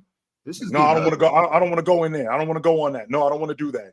At some point, you dudes got to toughen up because the talent is clearly there. Evan Mobley, who I'm still concerned with him offensively. I don't think that it's adding up as fast as I thought it would. He doesn't look at the basket nearly enough, particularly in the mid-range when he's coming down in transition. He's basically coming into the middle of the lane and then going right back out looking for the guard instead of actually looking for a shot. And then going downhill, he'll go downhill and be a bruiser against certain guys. Like he did it last night against Sims a couple of times. But for the most part, he doesn't look for his shot nearly as much as he can. Nearly as much as he can. I do like the two-man action between him and Jared Allen when they go to it, but that perimeter, Max Strus, Darius Garland, those dudes ain't tough enough, man. That front line of Jared Allen and Evan Mobley, when you go up against a New York Knicks team like that, who is predicated on toughness, you guys aren't tough enough. And what I saw last night is something that's going to continue to happen unless you guys get tougher. What happened with Jalen Brunson? Was it his knee or his ankle, or what happened with it? It looked like it was a non-contact injury. I originally thought he broke his foot because I saw his foot dangling. I thought his foot might be broken, but then he was able to walk, and then I didn't see him get hit. I don't know what it was. To be honest with you, I don't know what it was. So I'm very disappointed in that Cavs team, very much so, very disappointed in them.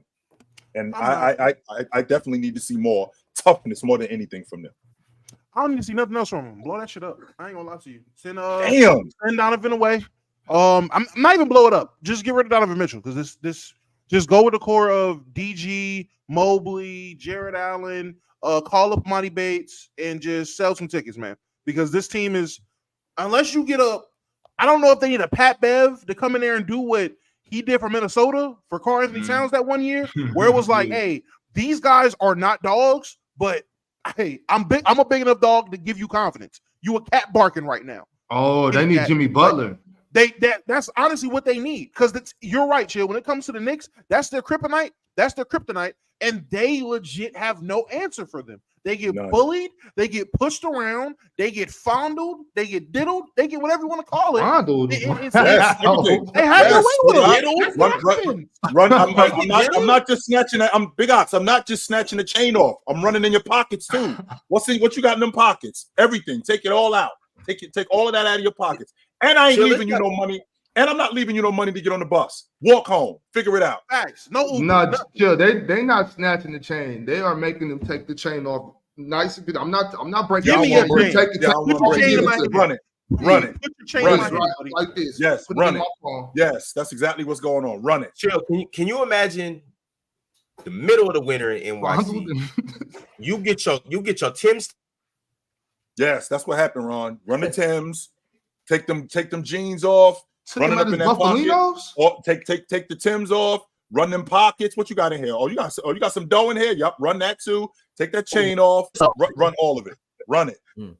Yes. You ankle deep in your Nike tube socks walking home. Oh, you're crazy, bro. Leave the Cavs alone. CKF also said, if I was a Cavs fan, I'd be embarrassed right now. How you have Garland, Mobley, and Allen and got pushed around again to a team that punked y'all last year without 4 of their starters. Sad. No Julius Randle, no Brunson, right? No Julius Randle, no Brunson, no Mitchell Robinson, none of that. I have an issue with that, Chitchat. Just the super chat in general. Like, why should the fans be embarrassed? They not out there getting punked and bullied. Like, they could be disappointed in their squad, but embarrassed. Like, definitely disappointed. And embarrassed because, first of all, this is the same team that ran through our squad, and this crew is a representation of our city. So when they get ran through like that against a New York Knicks team, yes, it's embarrassing. But ain't none of them dudes from Cleveland. I know some dudes from Cleveland, and they ain't going out like that. Right. So You know what I mean? Like Yeah, that's the only reason I say that. Like, yeah, I can understand disappointment, but not embarrassed. It's still a representation. It's still a representation of the city. It's still a representation of us. Like this is what we pride ourselves on. The Bad Boy Pistons. That was a representation of Detroit. This is who we are. This is how we get down. This is how we get down. This is what we're about. And to see them dudes get pushed around like they did yesterday, is this really what Cleveland is about? Is this what you dudes really? This is how you really get down? It was for me. It was I was extremely disappointed last night. I wouldn't take it too serious in the sense of I respect Dante DiVincenzo. I think he's a great player.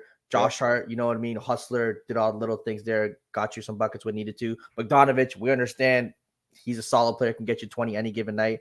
I said the Knicks, their secondary pieces are still good. Like, yes, they're missing Brunson, they're missing Randall. Precious Achiuwa is giving them great minutes. Jalen, we have 4 of our 5 starters, man. We shouldn't be losing. Hold on. Mitchell Robinson being out, like, I understand he's a starter, but he's been out a while. They have pieces to get over him. The Randall thing, Brunson, I get, but you're still missing Mitchell.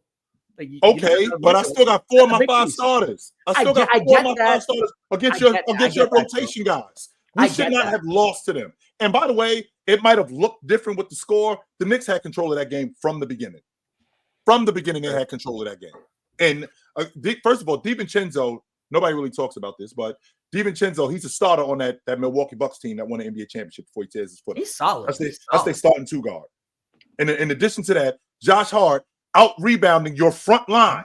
This is my starting 2 guard out rebounding your front line. I'm not concerned with Josh Hart as a scorer more than I am giving him what he only had 1 offensive rebound last night. So how am I as the starting 2 guard allowing him to get 19, 18 rebounds and hold us to 1 possession? Now I know that a lot of times shooting the long ball, you see a lot of long rebounds, but Josh Hart is in there. He's sticking his nose in there. He's getting rebounds amongst the trees, or in the words of Mars, contested rebounds. That's going on with him. And in the process of that going on, we only getting 1 shot. How is this guy out rebounding us? How? That was unacceptable last night. And I'm still now mind you, I'm still down with Cleveland. But that right there, if that's my brother, now we going back outside. We definitely going back outside because that ain't good enough. Shout out to everybody in the chat. Go ahead and hit that like button if you haven't. You can see down right below Jalen that it says chat for $1.99. We have switched up our new membership tiers. You have the ability to join the chat and type for $1.99. So go ahead and become a member if you're not a member. Also, if you stick with the $4.99 membership, you will have access to all of our. Spend that $1.99. Ron needs that better internet. Yes, you do. Get that. Access to better. Need that $1.99 collection. Access to better Wi-Fi too. So because Ron, we know how Ron. Also, they're throwing playback, like the VODs will playback up as membership content. Yeah. I believe that's the $4.99 membership. Okay. Yeah. Hey, somebody was listening when I dropped the idea. I like it. I like this went off. So if you have missed the playback, $4.99. More people around here. We're watching. Shout out the playback chat. The playback chat's great. You really be going in. Yeah, you're welcome. Oh yeah, playback chat clears the YouTube chat, in my opinion. No doubt. Okay. Playback chat know that Chill got time today. Playback chat don't know nothing. They know that Chill got time today when it comes to the playback chat. I might not have, because again, when I'm up here, I'm suited and booted. But when we get to the playback chat, that's on the playground. I got time today. It's PC after dark. He do have time today. All right, well, Ron is having technical difficulties, and I ain't gonna lie to you. Oh, there he is. Oh, okay, cool. He is. Super chats, Ron. Super chats. We got a lot of super chats. Mars, if I can't get through these, I need you to take over as my executive. I got to slide though, Ron. Oh, Merry Christmas. Big Ox, be easy. All right, I'll catch you tomorrow. Yes, sir. Happy birthday, man. Appreciate it. Merry Christmas. Big Ox, your birthday today? Yeah, we didn't know that. Happy birthday, Ox. I said the whole time. They gonna say that to us. What the hell? Man, I do a little group sing along for Ox. I don't like too much attention. You know, I'm low key, Chilltown. We family though. Come on, B. Happy birthday, brother. Singing happy birthday. Matter of fact, hold on, Chilltown. No, wait a second, y'all. Chilltown, are we family, Chilltown? Because I feel like I went back and watched Chill with Chill, and y'all trying to replace me with J-Rob. I don't know how I feel about that. I don't know if I like that. I thought you loved me, Chill Tail. Here's the difference. Here's the difference, Big Ox. What I said was that 6 man. He actually been filling in, and some people in management looking at that 6 man like we might want to get this dude on, and we might want to get this dude on the first 5. I'm thinking to myself, oh, I don't want my man to go, but hey, it might be some time for you to come get your job back. Tell management if they keep talking like that, I'm gonna pull through like Ice Cube. I'll pull up on him. You hear this, management? Okay, my man is not trying to hear his job. He's not trying to hear his job going. So, hey, I ain't going nowhere. Happy 30. Yo, this might be a good time to go ahead and while you ahead. You know, you might want to. No doubt. I'm not. All right, happy birthday, Big Ox. Yeah, happy birthday. It ain't my birthday. I'm a Libra. My birthday's October 12th. I don't know why Damo said that. Damo, did you agree with him? Are you on the scumbag level with Mars? Big Ox, you're scumbag. I'm just saying. No, first of all, only reason I said it is because Mars said Merry Christmas. So I was like, okay, we just saying stuff. Look, man, happy birthday. I didn't know I didn't know he was gonna agree, and 2, I didn't know chat was gonna be sheep. Oh, happy birthday, Ox! Like, dang, like. But imagine it actually was his birthday. But you didn't think, Damo, you didn't think to mention, yo, Ox, is it your birthday today? No, you just went with it. So you a scumbag too. He's with us. He's on the scumbag. All right, I just want to make sure. that I know what I'm dealing with. Scumbag. Be easy, Big Ox. Be easy, scumbag. You're a scumbag. Right? Leave me out of it. He told me. I stopped talking. I was like, damn, it's his birthday. I feel bad. Chill. And of course, the whole thing started with Mars. Yeah, he started the whole thing because Mars started everything. Yeah. He's president of the scumbag club. Mars, do not look like you didn't start this, Mars. You started the whole thing. You the one started this with the Merry Christmas bullshit. That's you. So I can't say Merry Christmas now. Okay. Not in July, you can't. Not in February, because Christmas is over. That's what I'm talking about, being the scumbag, Mars. That's what I'm talking about. Well, if I feel like it's Christmas, then it's Christmas. No, Mars, it doesn't work like that. Anyway, super chat. Christmas is a spectrum. I don't know what to tell you. Spectrum. Yeah, if I feel like sucking the fun out of Christmas. It's crazy. Yeah, if I feel like it's Christmas, it's Christmas. But yeah, since Ron is not here, I guess he wants me to read this one. RJ the God said, I saw this on TikTok last night.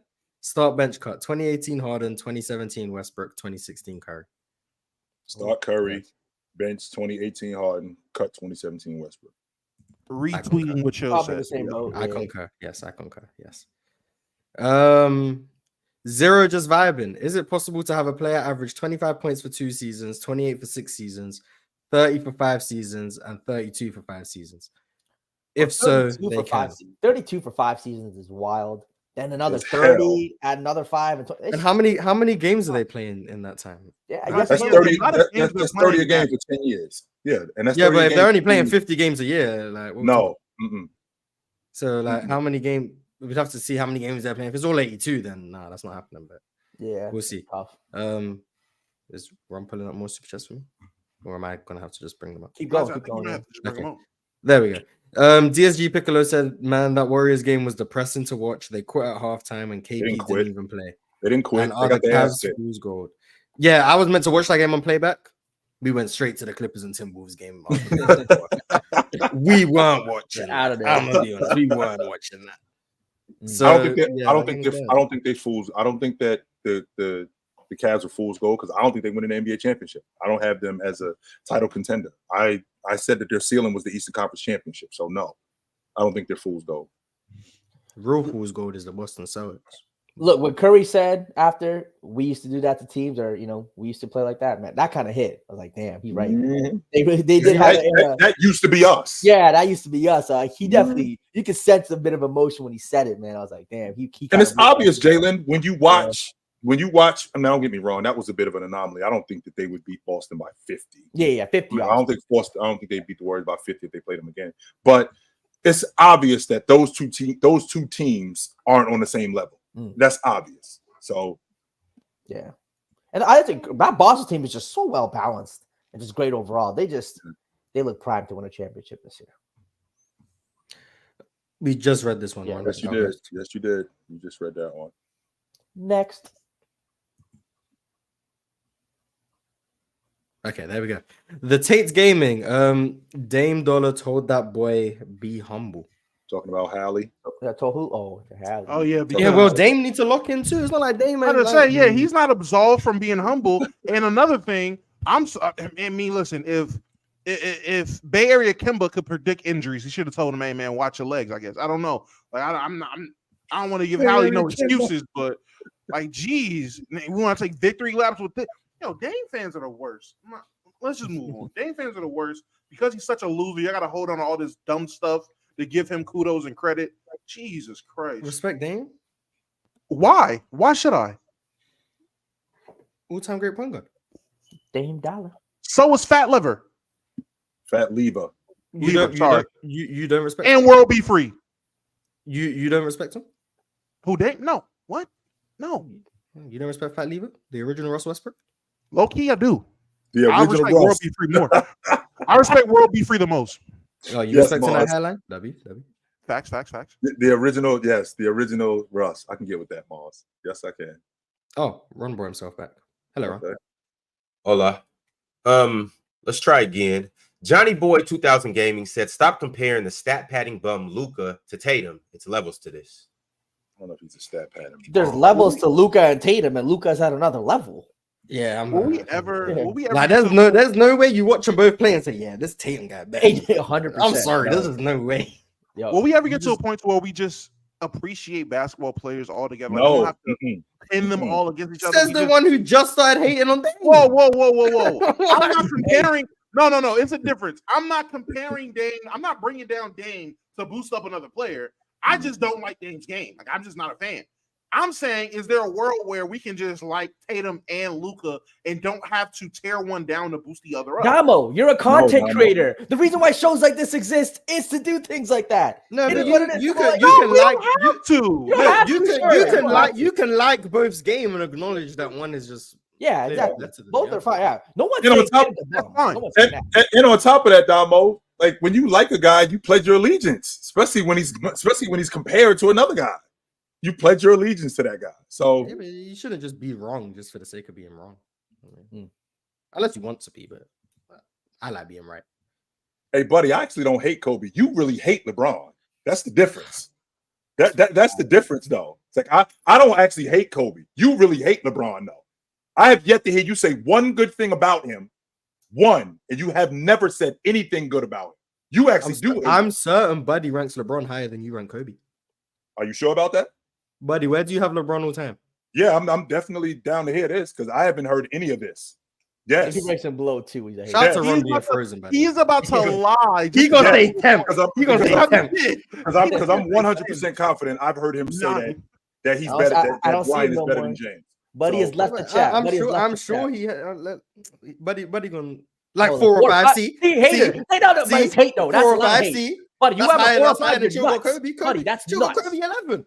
Nah, but Chilltown's logic Wait a is minute. more reasonable. To have LeBron at 4 or 5? You ain't even heard Buddy's logic. You just saying his logic. Wait a minute. What You is ain't your even logic? hear it. Ain't no reasonable logic for LeBron You at 4 ain't or even 5. hear it. That's reasonable logic for Kobe. Mars, at is your 11. logic? Mars, I got is your Kobe logic like that he 5 got? or 6. Is your logic that he got Braun ranked as high as he LeBron got? ranked higher than you have Kobe.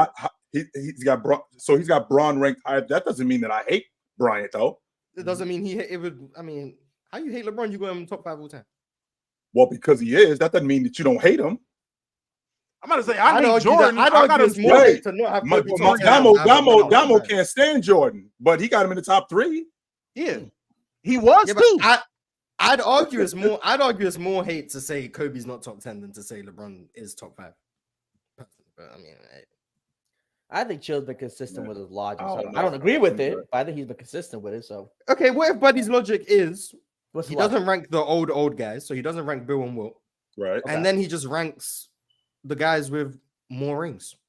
Kareem, That's just, MJ, yeah, that's just Duncan, stupid and Kobe. logic. It's just stupid logic. But that logic would be Not consistent, would it reasonable not? That That's logic not would be reasonable consistent. logic. There's still a sense of What makes it unreasonable? Because you disagree. That's No, reasonable. because it's so flawed in the sense that there's so many other factors. Why is that contributing to flawed? it. That's If not it's- flawed. Yeah, but yeah, and then That's we can use no, our no, we can you're use getting we off can use the our subject brains. there. Less context. No. It lacks Let- context. We can use our brains and understand that Kobe's rings aren't Robert Ory rings. We can 100%. understand that. Right. Exactly. But let's Because we know let's- how valuable Kobe and Duncan and Kareem and MJ were to their rings, Mhm. and they have more than LeBron. Why is But that? again, I just think using ring culture Even if that's rings as the true, only facet to that. It's what just does not this have reasonable. to- It's I never said it was the only one, but I said, what if So that's now what you're part of doing the is you're reason? manufacturing his logic, and that's what you're doing, Mark. No, because he said his logic was unreasonable. I'm just asking. Is there Okay, we don't know what we don't know what his that logic sounds is. reasonable to me. Okay, because you just manufactured it. That's why. That's number one. Number two, I have yet to hear him say anything good about James. He's I top have 5 yet all to time. hear. He just said that. You just don't view that as good. I think being top 5 all time is good. You just disagree that it's good. So you saying that he said nothing good. He said he's top 5 all time. So he's top 5 all time because he has to be. Because Buddy thinks he's top 5. So that's the end of it. I mean, we don't. That's have a good his thing reason. about All someone right. at their top 5. Okay. So I that's think- okay, Mars. So since we're being that black and white, that's the only thing that I've ever heard him say since then. That's a good thing to say. Yeah. Whether it's good or not, that's the only thing that I've heard him say. We gotta That's read it. these super chats. I got one We've from been waiting Jake. for that you, said- Ron. You the one that been frozen. Yeah, what you doing, Ron? We've been Like waiting on we've you. been Ron, buying get you MIA. time, and now That's what we doing, Mars. now you trying to rush us when we buying you time. Covering for you. Appreciate y'all. Jake sent through a super chat early in the show. He said, "Nothing but LeBron lovers up here. This is going to be a nasty episode." That's why Ox had to be on his contrarian today. We appreciate. And I just stayed quiet because you guys did enough glazing. So yeah, you guys covered all bases. Glaze. Shout out to LeBron, man. Top 5 all time. Shout out to LeBron. Goat of goats. LeBron just left again. Oh. Yeah, it's crazy. Keep going. Daniel Mason said, chill, you talk about certain players that are boogeymans to people. When can we talk about Anthony Davis looking like Jokic like he's the boogeyman? We actually had this conversation last year during the playoffs. Why can't a guy just be better than another guy? And that's what it is with Anthony Davis and Joker. He is clearly better than him. And as good as Anthony Davis is, he's better than him. And there's nothing that he can do about it. And to Mars's point, as long as the game's close in the last 5-6 minutes of the game, I'm not betting against those two guys. I'm just not. So if they're playing against the Celtics, I think that there has to be a sizable lead. Because if we get late into the game where it's a 1-possession game, 2-possession game, and those guys are on the floor, I don't like my chances. I just don't. But Anthony Davis is still an all-time great defender. He just can't guard Jokic. Jokic is that good. And most guys can't guard Jokic. Yeah, it happened. Jokic is going to get his 30, 14, and 8 against most guys. I think the best defender for him probably, if it's not Akeem, is David Robinson. Other than those David two, Robinson is fantastic. He wasn't better than Olajuwon. Yeah, 100%. He just wasn't. Other than those two, I just don't think anyone's really stopping Jokic. You could get the greatest defenders of all time in the NBA. They're not stopping him. You can make it real easy like this. In the history of the NBA, typically, all-time offense beats all-time defense. Typically. Now there are times where all-time defense, even on a team, I'm not going to go that far. But yes, individually, when it comes to individuals, all-time offense beats all-time defense. It's that simple. It's nothing more to talk about. Reggie Red said, "Glazing a dude that lost more than he's won. This is crazy." Troll alert. Wins and losses are team. Who's won more than they lost other than Bill Russell and his teammates? Because that's right. Because Jordan didn't what? It wasn't six championships. Jordan 6 out of 15. So that's 40%. Magic's 5 out of 13. Bird's 3 out of 12 or something. Kareem 6 out of 20. So they've all other than the real GOAT, Bill Russell and his teammates. Who's won more than they've lost? People don't want that logic. Stop it, Mars. You're not using fair logic. Well, George Michael might have won more than that's reasonable. He means in the finals, man. George Michael might have won more than he lost. You Let me gotta check. find the caveat. George Michael won 5 and he only played 8 years. So George Michael 2. George Michael and Bill Russell. Other than that. Renji said, "Every team LeBron goes to, the roster completely changes almost every year. How is that a winning culture?" Because he's won. That's why. It's a winning culture when you win everywhere you go. Because he's won. That's why. You make the playoffs and you win championships everywhere you go. Right. He is the winning culture, buddy. What are we talking about here? He's the winning culture. He spent 7 years allowing a team to put guys around him if they see fit or handle the roster, and it didn't work. You know what he did? He went to Miami, and to my knowledge, they definitely fluctuated that roster all 4 years to an extent. There was always a piece here that wasn't there last year, something that was changing. And he was like, oh, we could do that? That's the thing. We don't got to keep guys for 4 years. We just trying to win this year, right? Bet. I'm going to carry that forward for the rest of my career because now I understand what it takes to win. It's a simple concept. Yeah, and it worked 4 times out of 21. effective. Rudy When Stevens Jalen said, Green shoots 4 for 21, it's a problem. But I guess. Rudy Stevens said, "Who is the best brothers in NBA history? In my opinion, it's the Gasol brothers." What other brothers in NBA history were better? I mean, you asked that question like it's a rhetorical question. What other brothers in NBA history were as good as those? Maybe someone thinks that like the singular brother is enough to like one elite. Can carry the two. Yeah, can carry the two. Maybe that's like what? Does Giannis carry his brother? You know what I mean? Does Curry carry his brother? No. I mean, Did Dominique Wilkins carry his brother? Like, no. What with Curry though? Jared Wilkins wasn't bad. See, He definitely wasn't bad being put all over Jordan highlight films. Yeah, you're right. Yeah. Gerald Wilkins and Meek were not Gasol. They weren't. Yeah, they were. Both Gasol brothers, both are like all-star caliber players. We understand that. But with Steph and Seth, you can make that case where Steph being an all-time great, people want to say top 10 player, that's fine. And Seth being a good role player, I think he's a good player, good shooter, great shooter, good off the bench. That's an interesting combo too. Obviously, Steph carries, but Seth is not some bum. He can still give you 25 minutes, 30 minutes. Is Seth the all-time shooter? Seth?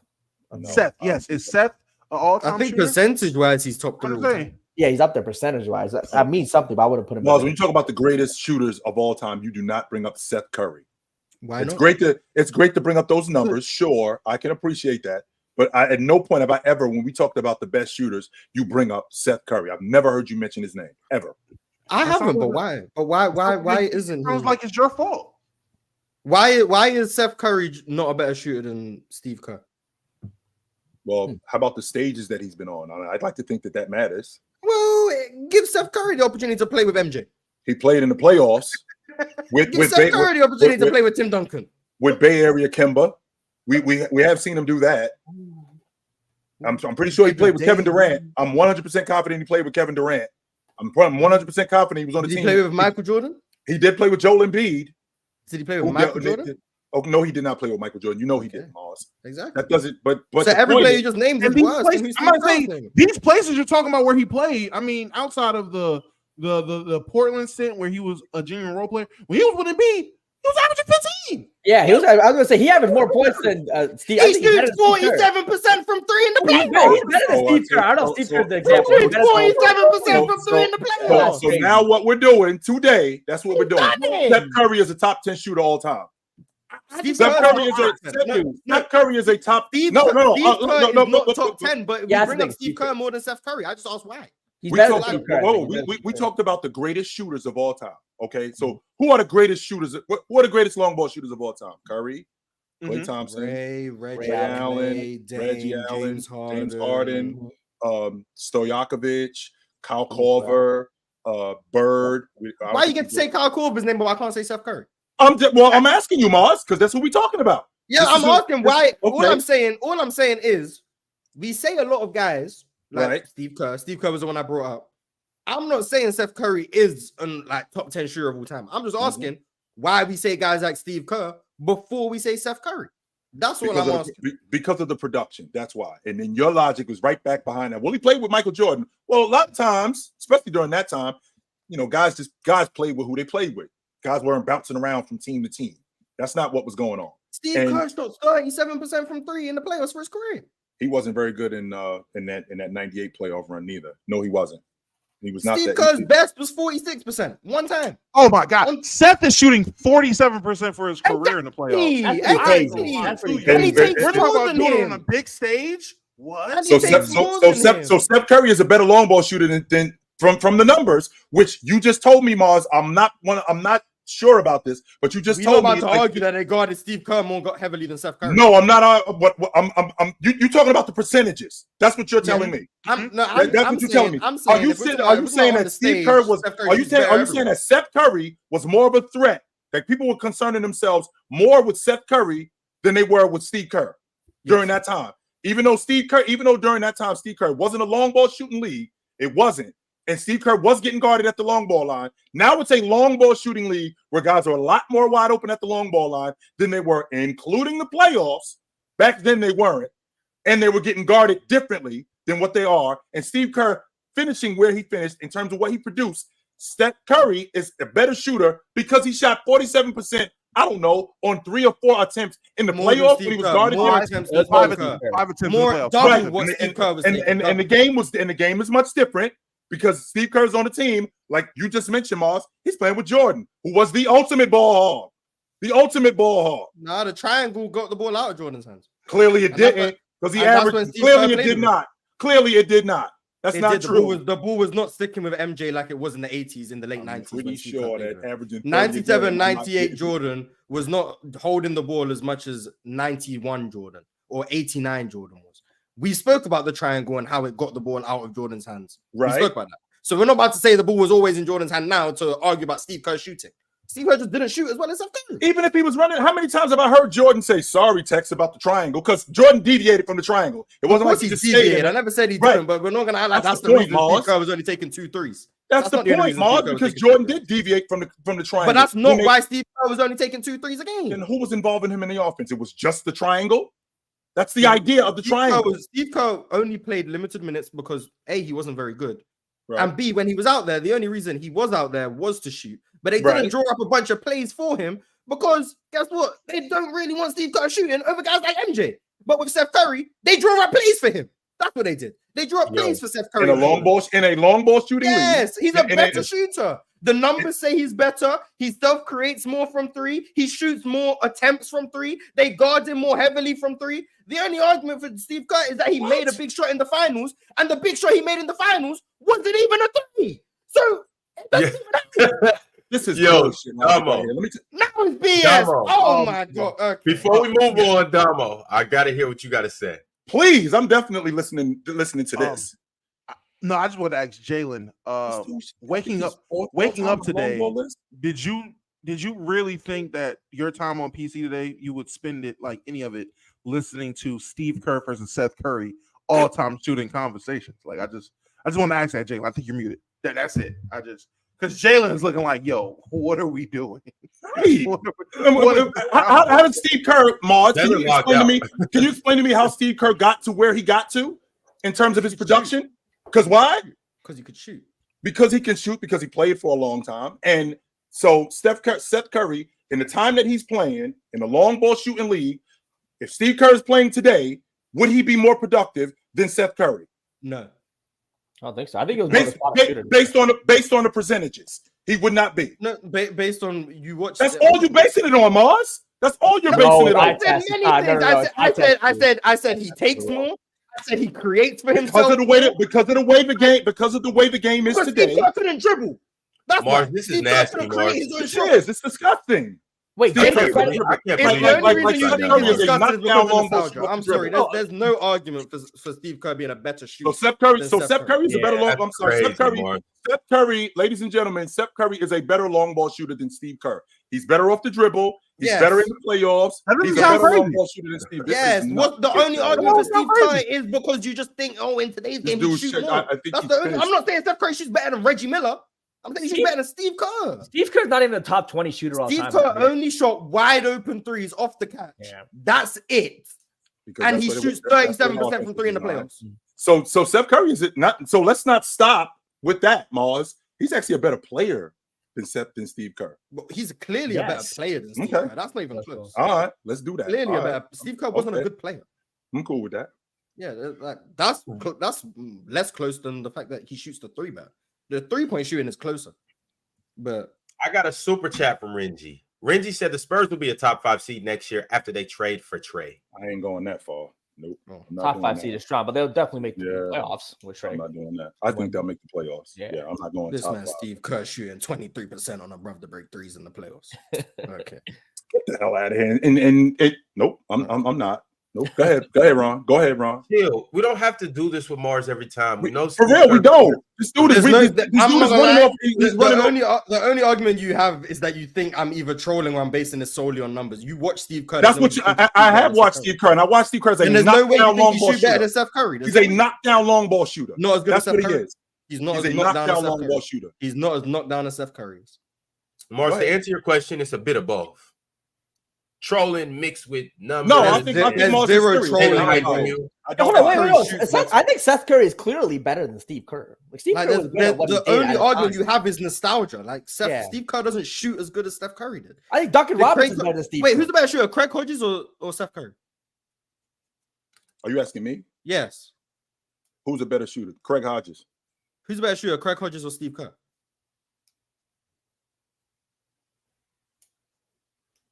Craig might be a better shooter than Of course, he's a better shooter than Steve Kerr. Yeah. It's not even close.